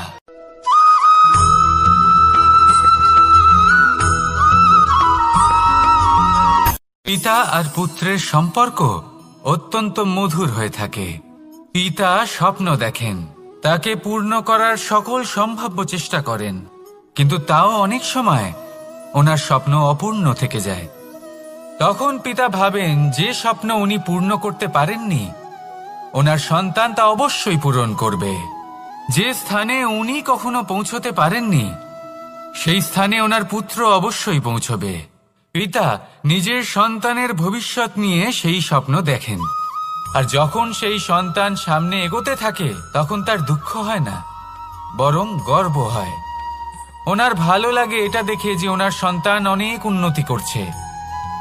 কিন্তু যখন সন্তান নিজের অভিভাবকের শক্তি দেখে, তার যশ দেখে হিংসা করতে থাকে, সমস্যা সেইখানেই শুরু হয়।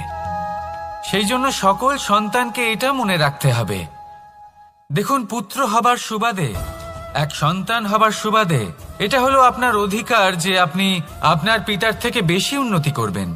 আপনার পিতাও এটাই চান, কিন্তু সুস্থভাবে এটা করুন। একটা রেখা টেনে নিন যাতে আপনি তাতে এগোতে পারেন আর আপনার পিতার তাতে গর্ববোধ হয়, আর সেই বিষয়ে দুঃখ না হয় যে আমার সন্তান আমাকেই ছোট করার চেষ্টা করছে। ইতিহাস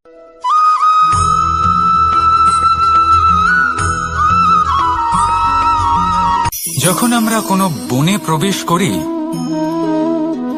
তখন এই সবুজ ঘাস দেখে, এই কোমল ঘাস দেখে আমাদের মন প্রফুল্ল হয়ে ওঠে।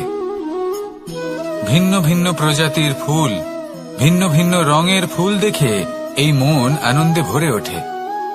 এখানে শিশুরা আনন্দ লাভ করে, বড়রা ভোজন গ্রহণ করেন, কথাবার্তা বলেন, হাঁটাহাঁটি করে বেড়ান। এবার ভেবে দেখুন, যখন এই উপবনের নির্মাণ হয়েছিল সেই সময় যদি এই মাটিকে সঠিকভাবে খনন না করা হতো, যদি তাতে সঠিকভাবে বীজ রোপণ না করা হতো, যদি কোনো সংঘর্ষ না হতো, পরিশ্রম না করা হতো, যদি চলতে চলতে পায়ে কাঁটা না বিঁধে যেত, তাহলে এই সুন্দর বন দেখে আমরা কি এই আনন্দ লাভ করতে পারতাম? কখনোই নয়। ধরুন কোনো নদীর তটে সুন্দর একটি বন আছে, সেই বনের আনন্দ লাভ করতে গেলে আপনাকে সেই নদী পার করতেই হবে। যদি সুখের নদীর কাছে পৌঁছতে চান, তাহলে তটে যে কাঁটা রয়েছে সেগুলোর সাথে সংঘর্ষ করতেই হবে।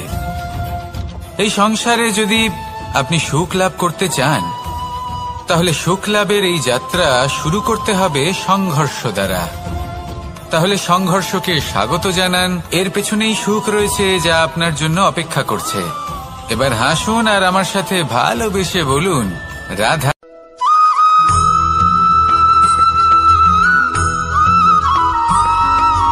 জীবনে অগ্রসর হওয়ার জন্য আমাদের কাকে প্রয়োজন হয়?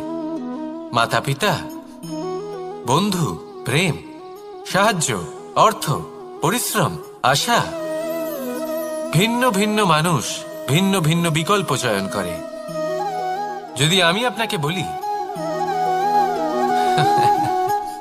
তাহলে জয় আর পরাজয়ের মন্ত্র দুটো শব্দের উপর নির্ভর করে, মেনে নেওয়া আর দৃঢ় হওয়া। যদি মেনে নেন তাহলে হেরে যাবেন, যদি দৃঢ় হন তাহলে নিশ্চিত রূপে জয়ী হবেন। যদি কখনো আপনি ক্লান্ত হয়ে ওঠেন, আপনি দুঃখী হন, পুরোপুরি ভেঙে পড়েছেন, তখন মেনে নেবেন না যে আপনি ভেঙে পড়েছেন, নয়তো হেরে যাবেন। তখন উল্টে স্থির করবেন যে যাই হয়ে যাক না কেন, আমি জয়ী হবই।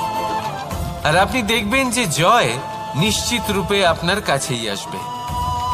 তাহলে এই কথা মনে রাখবেন আর আমার সাথে ভালোবেসে বলবেন, রাধা রাধা।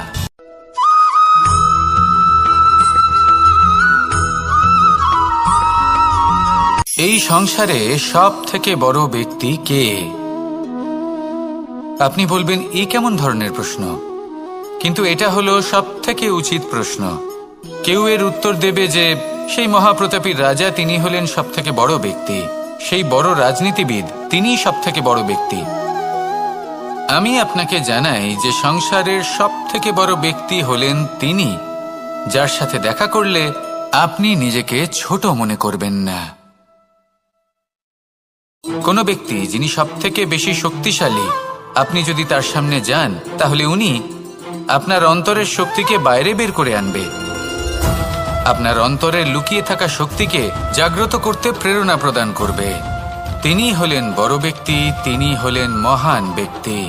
তিনি নন যিনি নিজের বল এবং ঐশ্বর্য দ্বারা আপনাকে তার সামনে ছোট প্রমাণ করবেন। এবং সেই জন্য মহাদেব আমার আরাধ্য হলেন আমার খুব প্রিয়। কারণ রাজা হোক বা ফকির, কেউ যদি ওনার সামনে যান তাহলে সে নিজেকে ছোট মনে করেন না। আপনিও যদি জীবনে অনেক বড় হতে চান তাহলে কাউকে কখনো নিজেকে ছোট মনে করতে দেবেন না। তার অন্তরে বড় হয়ে ওঠার প্রেরণা প্রদান করুন। আসুন আমার সাথে ভালোবেসে বলুন, রাধা রাধা।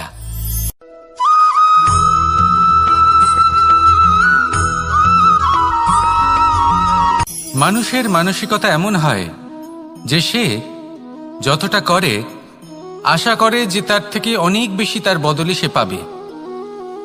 দেখুন, সবকিছুই আপনার ভাবনা চিন্তার উপর নির্ভর করছে। আপনি যদি ফলের বিষয়ে ভেবে কর্ম করতে থাকেন তাহলে সেটা অনুচিত। জীবনের আসল আনন্দ হলো নিজের কর্ম করতে থাকা, ফলের চিন্তা করা উচিত নয়। যদি আপনি এরকম ভাবেন যে আমি এতটা করছি, আমার এতটা পাওয়া উচিত, সেই ভাবনা অনুচিত। যদি আপনি সেবার মানসিকতা নিয়ে কর্ম করতে থাকেন, কর্মচক্রে প্রবাহিত হন, যদি আপনি এমন ভাবনা রাখেন যে আমি এতটা পাচ্ছি তাই এর থেকে অনেক বেশি আমি কর্ম করব, তাহলে নিশ্চিত রূপে আপনি যতটা করছেন তার থেকে অনেক বেশি আপনি পাবেন। আপনার আশার থেকে অনেক বেশি আপনি পাবেন। শুধু জীবনে অনেক বেশি কাজ করতে থাকুন, ফলের চিন্তা করবেন না। আর মনে রাখবেন, এই ভাবনাই সব থেকে বড় বীজ। কর্মের উপর বিশ্বাস রাখুন। জীবনে যা যা আপনি চান সবই সুখময় হবে। আসুন আর আমার সাথে ভালোবেসে বলুন, রাধা রাধা।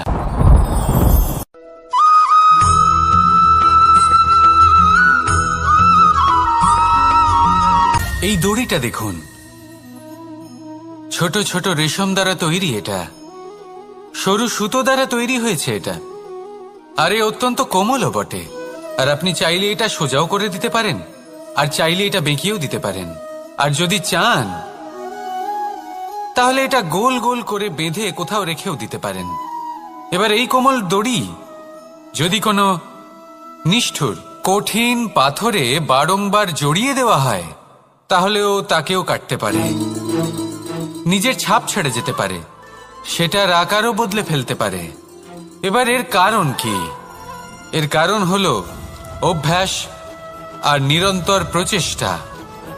যদি আপনিও চেষ্টা করেন আর নিরন্তর কর্ম করে যান, তাহলে আপনার প্রারব্ধ পাথরের মতো কঠিনই হোক না কেন, তাতে ভাঙন ধরিয়েও আপনি নিজের লক্ষ্যে অবশ্যই পৌঁছতে পারবেন। একটা গুরুত্বপূর্ণ কথা মনে রাখবেন, সুকর্মের অভ্যাস আর নিরন্তর প্রয়াস, এই হলো সাফল্যের মন্ত্র। তাহলে জীবনে এই মন্ত্র আনুন আর আমার সাথে ভালোবেসে বলুন, রাধা রাধা।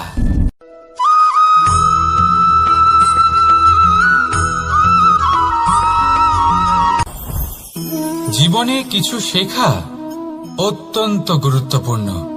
এবার কি কি শিখতে হবে সেই সব শেখানোর জন্য অনেক শিক্ষক রয়েছেন, কিন্তু কি শিখবেন না আর কি করবেন না এটা আমাদের নিজের অভিজ্ঞতা দিয়ে শিখতে হয়। কিন্তু তার মানে এটা নয় যে যদি আপনাকে শিখতে হয় যে আগুনের তাপ কতটা, আপনাকে আগুনের মধ্যে হাত দিতে হবে। না, অন্য কারোর অভিজ্ঞতা দ্বারাও শিখতে পারেন। প্রশ্ন শুধুমাত্র একটাই যে আপনি কি শিখতে চান নাকি চান না। যদি আপনি এটাই ভাবেন যে আমি শুধুই নিজের অভিজ্ঞতা দ্বারাই শিখতে চাই, তাহলে জীবনকাল ছোট মনে হবে, অনেক কিছুই শিখতে পারবেন না। তাই নিজের সাথে সাথে বড়দের অভিজ্ঞতা দ্বারাও শেখা শুরু করে দিন। এই সংসারের অভিজ্ঞতা দ্বারা শিখতে শুরু করে দিন। আর এটা নিশ্চিত রূপে শেখা আবশ্যক যে কখন কি করবেন না, কোথায় থামতে হবে আর কোথায় থামবেন না। তাহলে আসুন আর আমার সাথে ভালোবেসে বলুন, রাধা রাধা।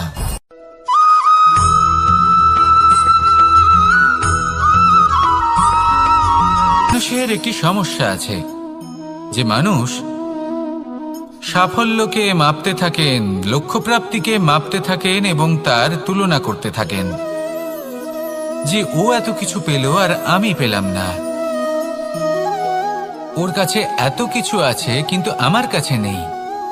এই তুলনা করার জন্য ওনারা দুঃখী হয়ে পড়েন, নিরাশ হয়ে পড়েন। তাই আমি একটা প্রশ্ন করছি যে এটা কি উচিত? এই সংসারে আপনি কি নিয়ে তুলনা করবেন যেখানে সূর্যদেব চন্দ্রমা দুজনেই আছেন, দুজনেই হলেন বিশেষ, দুজনেই নিজ নিজ সময়ে উদিত হন। এদের মধ্যে একজন না থাকলে তাহলে আমাদের জীবন কঠিন হয়ে পড়বে। ঠিক সেইভাবেই আপনি যদি একটা বড় রেখা অঙ্কন করেন তাহলে অন্য রেখাটি ছোট হয়ে পড়ে না, সে তেমনই থাকে যেমনটা সে ছিল। আপনার অস্তিত্ব কখনো ছোট বা বড় হতে পারে না, শুধু তুলনা করার জন্য আপনার এটা মনে হতে পারে। যদি আপনি যুদ্ধ করতে চান আপনার তলোয়ারের প্রয়োজন পড়বে, যদি বস্ত্র তৈরি করতে চান এত বড় তলোয়ার দিয়ে কিছুই হবে না, তখন প্রয়োজন পড়বে একটা ছোট্ট সূচের। তাই তুলনা করবেন না, না নিজেকে ছোট মনে করবেন না অন্য কাউকে। সবার সাথে সহযোগিতা করুন, আর যদি তুলনা করতেই হয় নিজের সাথে করুন যে কাল আমি কেমন ব্যক্তি ছিলাম, আজ কি তার থেকে শ্রেষ্ঠ হয়ে উঠতে পেরেছি। ভেবে দেখুন ভবিষ্যতে গিয়ে আপনি কতটা শ্রেষ্ঠ ব্যক্তি হতে পারেন। আসুন আমার সাথে ভালোবেসে বলুন রাধা রাধা।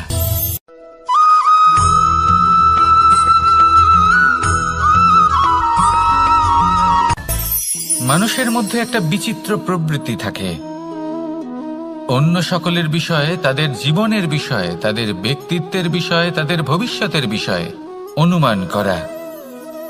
এটা হলো অনুচিত। কারোর অতীতকালকে দেখে লোকে ভবিষ্যৎ বলে দিতে পারেন, বর্তমানকে দেখে ভবিষ্যতের বিষয়ে অনুমান করে ফেলেন।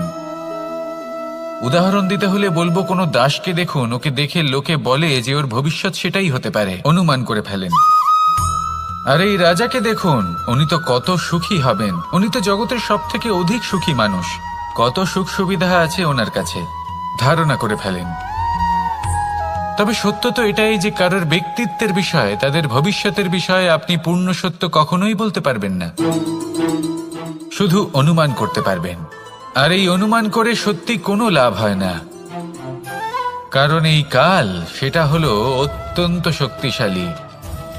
কালো থেকে কালোতর কয়লাকেও হিরেতে পরিণত করতে পারে, অনেক বড় বড় রাজাকেও বিদূষক বানিয়ে ফেলতে পারে এক মুহূর্তেই। তাহলে আপনি অনুমান করে কি লাভ? কি পেলেন অনুমান করে? সেই জন্য কারোর বিষয়ে কোনো অনুমান করবেন না, তার ভবিষ্যতের বিষয়ে অনুমান করতে যাবেন না, কারোর বিষয়ে কোনো ধারণা করে নেবেন না। কিছু করতে হলে ভালোবাসুন, সবার মধ্যে ভালোবাসা ছড়ান, সবার মধ্যে ধন্যাত্মক ভাব ছড়ান। এই মন প্রসন্ন হয়ে বলবে রাধা রাধা।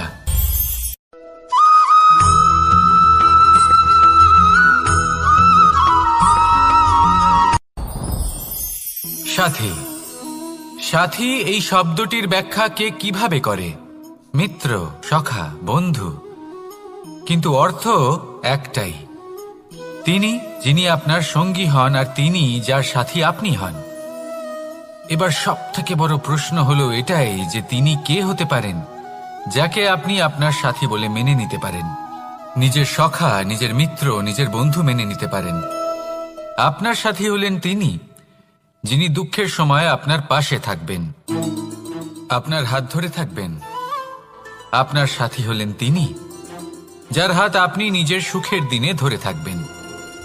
সেই সাথীরই হাত ধরুন যিনি দুঃখে সবসময় আপনাকে সাহায্য করার জন্য তৎপর হয়ে থাকেন, আপনার পাশে থাকেন, আর যাকে সুখের দিনে আপনি আপনার সাথে রাখতে পারেন। আর যখন আপনার সাথে আপনার এই সাথী থাকবে তখন আপনি এটা বুঝবেন যে যখন জীবনে দুঃখ আসে তখন এই দুঃখ কমে যায়, সবার মধ্যে ভাগ হয়ে যায়। আর যদি তখন সুখ আসে তাহলে সেটা সবার উপস্থিতিতে আরো বেড়ে যায়। এটাই হলো প্রেম, এটাই হলো ভালোবাসা, এটাই হলো সঙ্গ। যেমন সম্পর্ক আমার আর রাধার মাঝে। তাহলে আসুন আর আমার সাথে ভালোবেসে বলুন রাধা রাধা।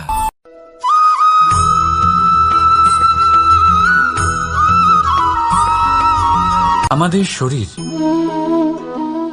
প্রকৃতির সর্বশ্রেষ্ঠ রচনা। যে অঙ্গ প্রত্যঙ্গ আমরা লাভ করেছি প্রত্যেকটির মধ্যে একটি নিজস্ব বার্তা রয়েছে। একটু ভেবে দেখুন, দুটি চোখ দিয়েছে দেখার জন্য, দুটি কান দিয়েছে শোনার জন্য,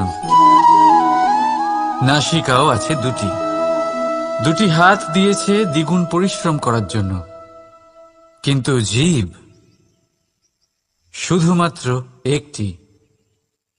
তার উপরেও তীক্ষ্ণ বলিষ্ঠ দাঁত দিয়েছে তার রক্ষার জন্য। কখনো ভেবে দেখেছেন কেন?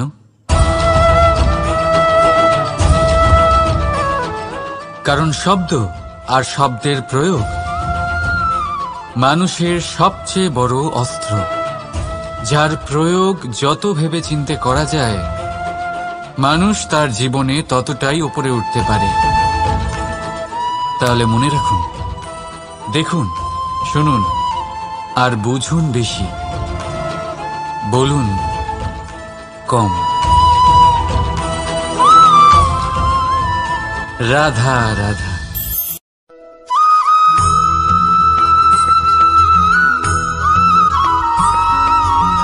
এই সংসারে সব থেকে বড় ব্যক্তি কে? আপনি বলবেন, এই কেমন ধরনের প্রশ্ন? কিন্তু এটা হলো সব থেকে উচিত প্রশ্ন।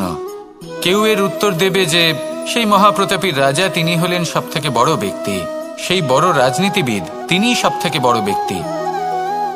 আমি আপনাকে জানাই যে সংসারের সব থেকে বড় ব্যক্তি হলেন তিনি, যার সাথে দেখা করলে আপনি নিজেকে ছোট মনে করবেন না। কোনো ব্যক্তি যিনি সব থেকে বেশি শক্তিশালী, আপনি যদি তার সামনে যান তাহলে উনি আপনার অন্তরের শক্তিকে বাইরে বের করে আনবে, আপনার অন্তরে লুকিয়ে থাকা শক্তিকে জাগ্রত করতে প্রেরণা প্রদান করবে। তিনি হলেন বড় ব্যক্তি, তিনি হলেন মহান ব্যক্তি। তিনি নন যিনি নিজের বল এবং ঐশ্বর্য দ্বারা আপনাকে তার সামনে ছোট প্রমাণ করবেন। এবং সেই জন্য মহাদেব আমার আরাধ্য হলেন আমার খুব প্রিয়।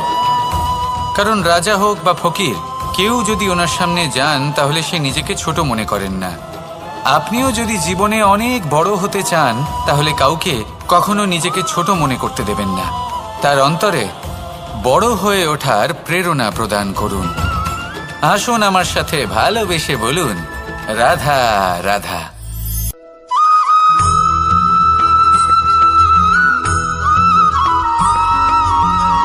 পুরুষার্থ। শাস্ত্রে 4 ধরনের পুরুষার্থের কথা বলা হয়েছে। প্রথম হলো ধর্ম। আপনি কি জানেন এই ধর্ম আসলে কি? আপনার কি মনে হয় ধর্ম আসলে কি? কোনো বিশেষ ঈশ্বরকে মানাই কি ধর্ম বলা হয়? নাকি কোনো বিশেষ রীতি পালন করাই হলো ধর্ম?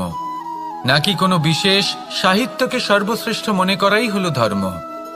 না, ধর্ম হলো সেটা যাকে ধারণ করা যেতে পারে। আর ধারণ শুধু সেটাই করা যায় যা পবিত্র। পবিত্র শুধু তাকেই বলা হয় যা নিঃস্বার্থ, যার মধ্যে শাসন করার কোনো ইচ্ছে নেই, যা সরলভাবেই প্রবাহমান, জল এবং বায়ুর মতো। যখন কোনো ব্যক্তি ধর্মকে ধারণ করেন এবং সেই ধর্ম সেই ব্যক্তিকে রক্ষা করে, তখন তাকে ধর্ম বলা হয়। ধর্ম যা রক্ষা করে অহংকার থেকে, খারাপ চিন্তার হাত থেকে। সেই জন্য পুরুষার্থ গড়ে তোলার আগে, ধর্ম পালন করার আগে ধর্মের প্রকৃত অর্থ কি সেটা বুঝে নিন। এটা জেনে রাখুন যে সমস্ত ধর্মের আধার, সমস্ত ধর্মের ভিত শুধুমাত্র ভালোবাসা। আসুন আর এই ভালোবাসার সাথেই বলুন, রাধা রাধা।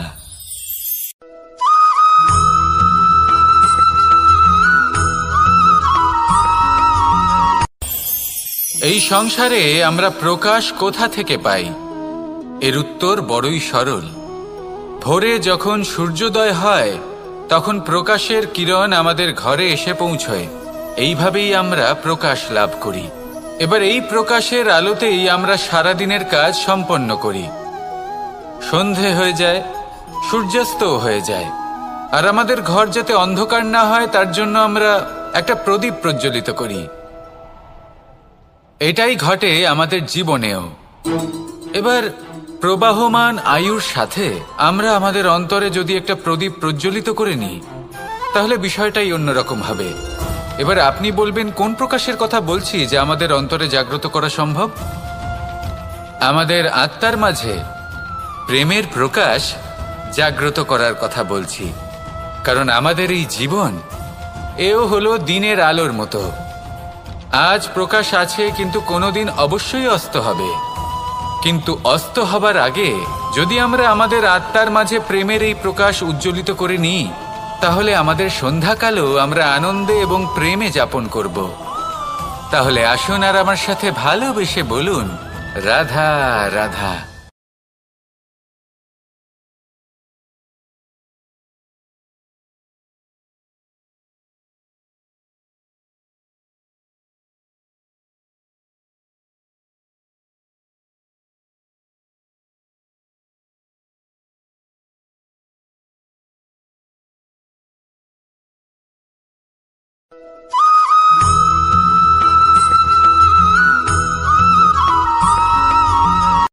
সংসারে আমাদের জীবনে যখন কোনো সুখ বা দুঃখ আসে, তার জন্য আমরা কাউকে না কাউকে অবশ্যই দায়ী করে থাকি, তাই না? এই ব্যক্তি আমাদের সাথে এরকম কাজ করেছেন, তাই আমার সাথে এমন হলো। ওই ব্যক্তি যদি এমনটা না করতেন, তাহলে আজ আমি ওই স্থানে পৌঁছতে পারতাম। সবই আপনার দৃষ্টিভঙ্গির ওপর নির্ভরশীল। আর যদি আপনার দৃষ্টিভঙ্গি এমন হয়, তাহলে তা অনুচিত। সত্যি কথা বলতে এই সংসারে ভিন্ন ভিন্ন ধরনের মানুষ আছে। এটা আপনার উপর নির্ভর করছে কিভাবে তাদের স্বাগত জানাবেন। একবার ভাবুন, আমি আমার দুটো হাত সামনে নিয়ে এলাম, দুটো মুঠো খুলে দিলাম। দুই প্রকারের মানুষ আসবেন, কিছু না কিছু দিয়ে যাবেন। এই মুঠো যদি আমি বন্ধ করে দিই, তাহলে না কেউ আমাকে কিছু দিতে পারবে, না আমার কিছু যাবে আসবে। নিশ্চয়ই বুঝতে পারছেন এই দুই ধরনের ব্যক্তি কারা এবং তারা কি দিয়ে যান। আমি যদি নিজের মুঠো খুলে দিই, তাহলে কিছু ভালো মানুষ আসবেন, আমাকে আনন্দ, সন্তুষ্টি, জ্ঞান প্রদান করে যাবেন, ভালো অভিজ্ঞতা দিয়ে যাবেন। কোনো খারাপ ব্যক্তি যদি আসেন, তাহলে তিনিও খারাপ অভিজ্ঞতা দেবেন, যার থেকে আমি শিক্ষা লাভ করব।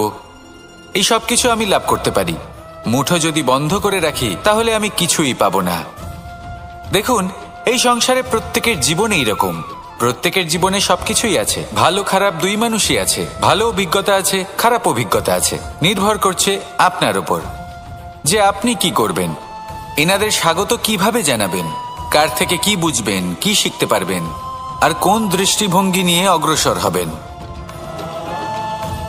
এটাই নির্ধারণ করবে যে আপনার জীবন কেমন হবে। আসুন আমার সাথে ভালোবেসে বলুন, রাধা রাধা।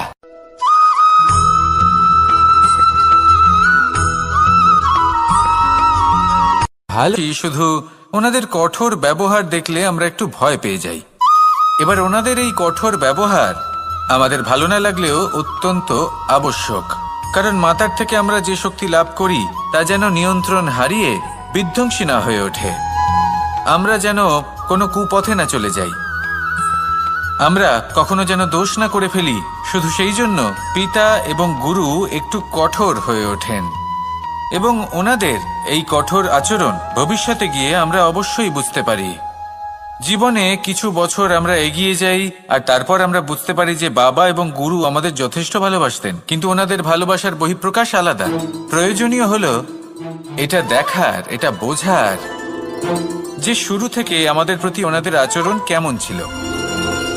ওনাদের কঠোর হওয়ার পেছনে ওনাদের ভালোবাসাটা বোঝার চেষ্টা করুন, ওনাদের চিন্তাটা বোঝার চেষ্টা করুন, ওনাদের পথপ্রদর্শনের আড়ালে আপনার ভবিষ্যতের জন্য যে পরিকল্পনা ওনারা করেছেন সেটা বোঝার চেষ্টা করুন। তখন আপনারা বুঝতে পারবেন ওনাদের ভালোবাসাকে। আপনার মনের মধ্যে আপনা থেকেই ওনাদের প্রতি সম্মান জেগে উঠবে। নিজের পিতা এবং নিজের গুরু এই দুজনের প্রতি কৃতজ্ঞতা প্রকাশ করুন, আর আমার সাথে ভালোবেসে বলুন, রাধা রাধা।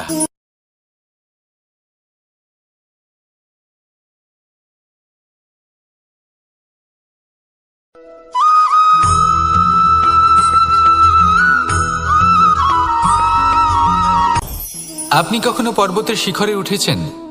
আপনি দেখতে পাবেন পর্বতের পদতলে প্রচুর সুন্দর ফুল রয়েছে, সবুজ বনানী রয়েছে। যত আপনি ওপরে উঠতে থাকবেন তত ফুল কমতে থাকবে, সবুজ বনানী কমতে থাকবে। আরো কিছুটা ওপরে উঠলে কাঁটা জাতীয় গাছ দেখতে পাবেন, শুকনো গাছ দেখতে পাবেন।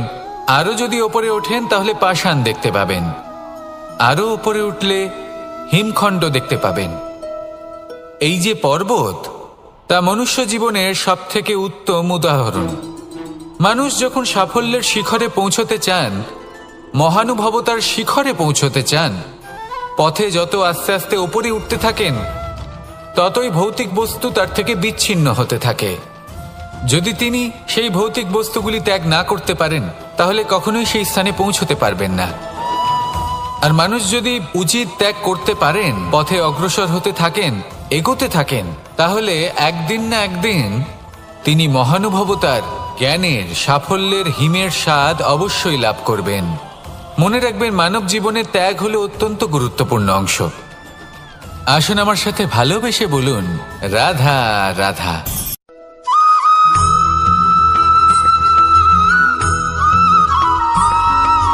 মানুষের একটি সমস্যা আছে যে মানুষ সাফল্যকে মাপতে থাকেন, লক্ষ্যপ্রাপ্তিকে মাপতে থাকেন এবং তার তুলনা করতে থাকেন যে ও এত কিছু পেল আর আমি পেলাম না,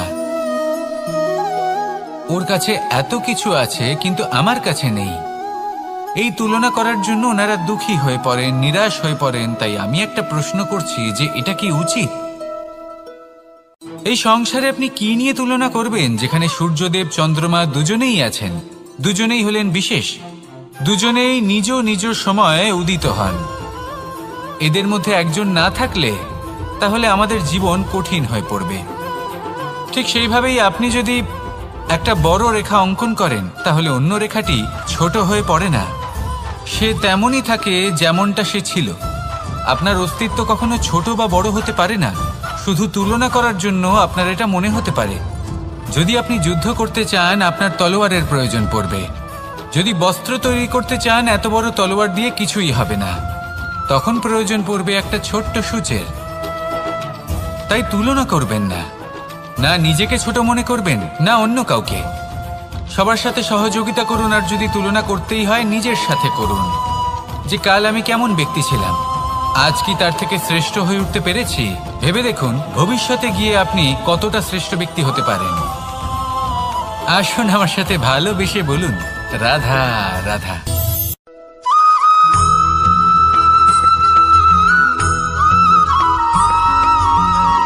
জীবন কিসের উপর নির্ভরশীল? ধনের ওপর, বৈভবের অনুভব যদি আপনি করতে চান তাহলে তা পাবেন শুধু একতার দ্বারা, সংগঠনের দ্বারা। যদি আপনাকে উদাহরণ দিই, নিজের এই হাতটাকে দেখুন, 5টা আঙুল রয়েছে। কোনো একটা বস্তুকে নিজের একটা আঙুল দ্বারা তুলে ধরার চেষ্টা করে দেখুন, বড়ই কষ্ট হবে। তখন আপনি বুঝতে পারবেন যখন এই 5টি আঙুল একত্রিত হয় তখন কোনো কাজ কতটা সহজ হতে পারে। এটাই হলো শক্তি, একতার। সব থেকে ভালো উদাহরণ যদি আপনাকে দিই তাহলে বাঁশি। এই বাঁশি থেকে অত্যন্ত মধুর সুর নির্গত হয় যা সবার মন প্রসন্ন করে দেয়। এই কথা সত্যি, কিন্তু এই বাঁশি আমি একটা বা দুটো আঙুল দিয়ে বাজাতে পারবো না। আমাকে প্রত্যেকটা আঙুল ব্যবহার করতেই হবে, তবেই এর থেকে মধুর সুর নির্গত হবে যা সকলকে প্রসন্ন করবে, ঠিক কিনা? ঠিক এইভাবেই যদি আপনি চান যে আপনার জীবনরূপী বাঁশি থেকেও মধুর সুর নির্গত হোক বা সবার মনকে প্রসন্ন করে তুলুক, তাহলে আপনাকেও জীবনে একতা নিয়ে আসতেই হবে। আপনি একাও কর্ম করতে পারেন, পথ চলতেও পারেন, সামনেও এগোতে পারেন, সাফল্যও লাভ করতে পারেন। কিন্তু যখন সকলে একসাথে এগোবেন, সেই পথে চলবেন, সেই কর্মই করবেন, তখন লক্ষ্যে অবশ্যই পৌঁছবেন, সাফল্য অবশ্যই লাভ করবেন। কিন্তু সেই সাফল্য এবং তার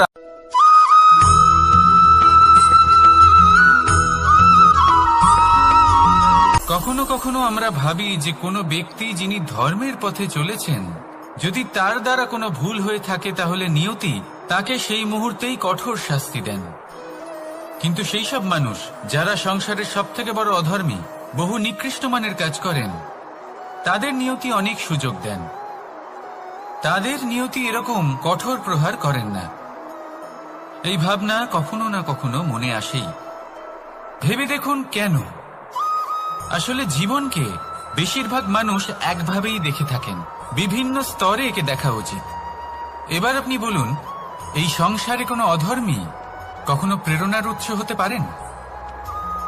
কখনোই নয়। যে মানুষ নিজের আত্মাকে মলিন করে ফেলেছেন, তিনি এই সংসারকে কিভাবে প্রেরণা যোগাবেন? উনি নিজেই বুঝতে পারেন না কোনটা করা উচিত, ধর্ম কোনটা। তাই নিয়তি তাকে একটা সুযোগ দেন, এটা বোঝার সুযোগ দেন যে কোনটা উচিত, কোনটা ধর্ম।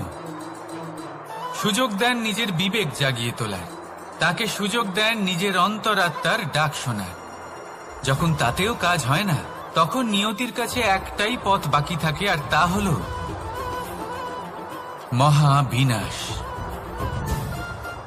মহাবিনাশ হয়তো দেরিতেই আসতে পারে, কিন্তু তা অবশ্যই আসবে। আর যখন মহাবিনাশ আসে, তখন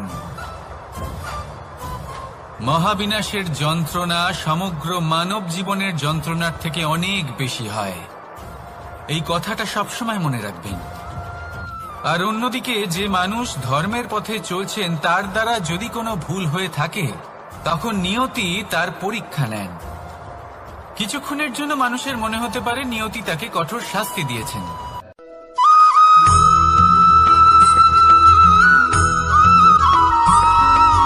প্রত্যেক মানুষ নিজের জীবনে হীরক তথা হিরে এবং দর্পণ এই দুই দেখেছেন। এই দুই হলো সাদা, এবং এরা দুজনেই আলোর প্রতিফলন ঘটায় এবং এরা দুজনেই উজ্জ্বল হয়ে ওঠে। আপনি হয়তো মনে মনে ভাবছেন যে এটা কি ধরনের তুলনা করছি। একটা হিরে তো রত্ন, তার মূল্য দর্পণের থেকে অনেক গুণ বেশি। কিন্তু হিরে থাকাতে দর্পণের মূল্য কিন্তু কোনো অংশে কমে যায় না, তাই না? মানুষ যখন হিরে নিজের হাতে নেয়, তখন সবার আগে কি খোঁজে? দর্পণ, যাতে তার মধ্যে দিয়ে দেখে সে বুঝতে পারে যে সেই হিরে আদৌ তার শোভাবর্ধন করছে কিনা, তাকে ভালো দেখাচ্ছে কিনা, প্রসাধনের জন্য সেটা ব্যবহার করা ঠিক হবে কিনা। অর্থাৎ হীরের উপস্থিতিতে দর্পণের গুরুত্ব কম হলো না, দর্পণের কারণে হীরের মূল্য বোঝা গেল। আমাদের জীবনেও ঠিক এরকমই ঘটে। আপনারা যদি সংসারে নিজের আশেপাশে দেখেন, এমন অনেক মানুষ দেখতে পাবেন যারা নিজেদের ক্ষেত্রে মহান স্থানে পৌঁছেছেন, নিপুণ এবং শ্রেষ্ঠ হয়েছেন। আর তাদের মধ্যে আপনার নিজের মনে হয় যেন আপনি তাহলে নিজেকে ছোট মনে করবেন না। আসুন আর আমার সাথে ভালোবেসে বলুন, রাধা রাধা।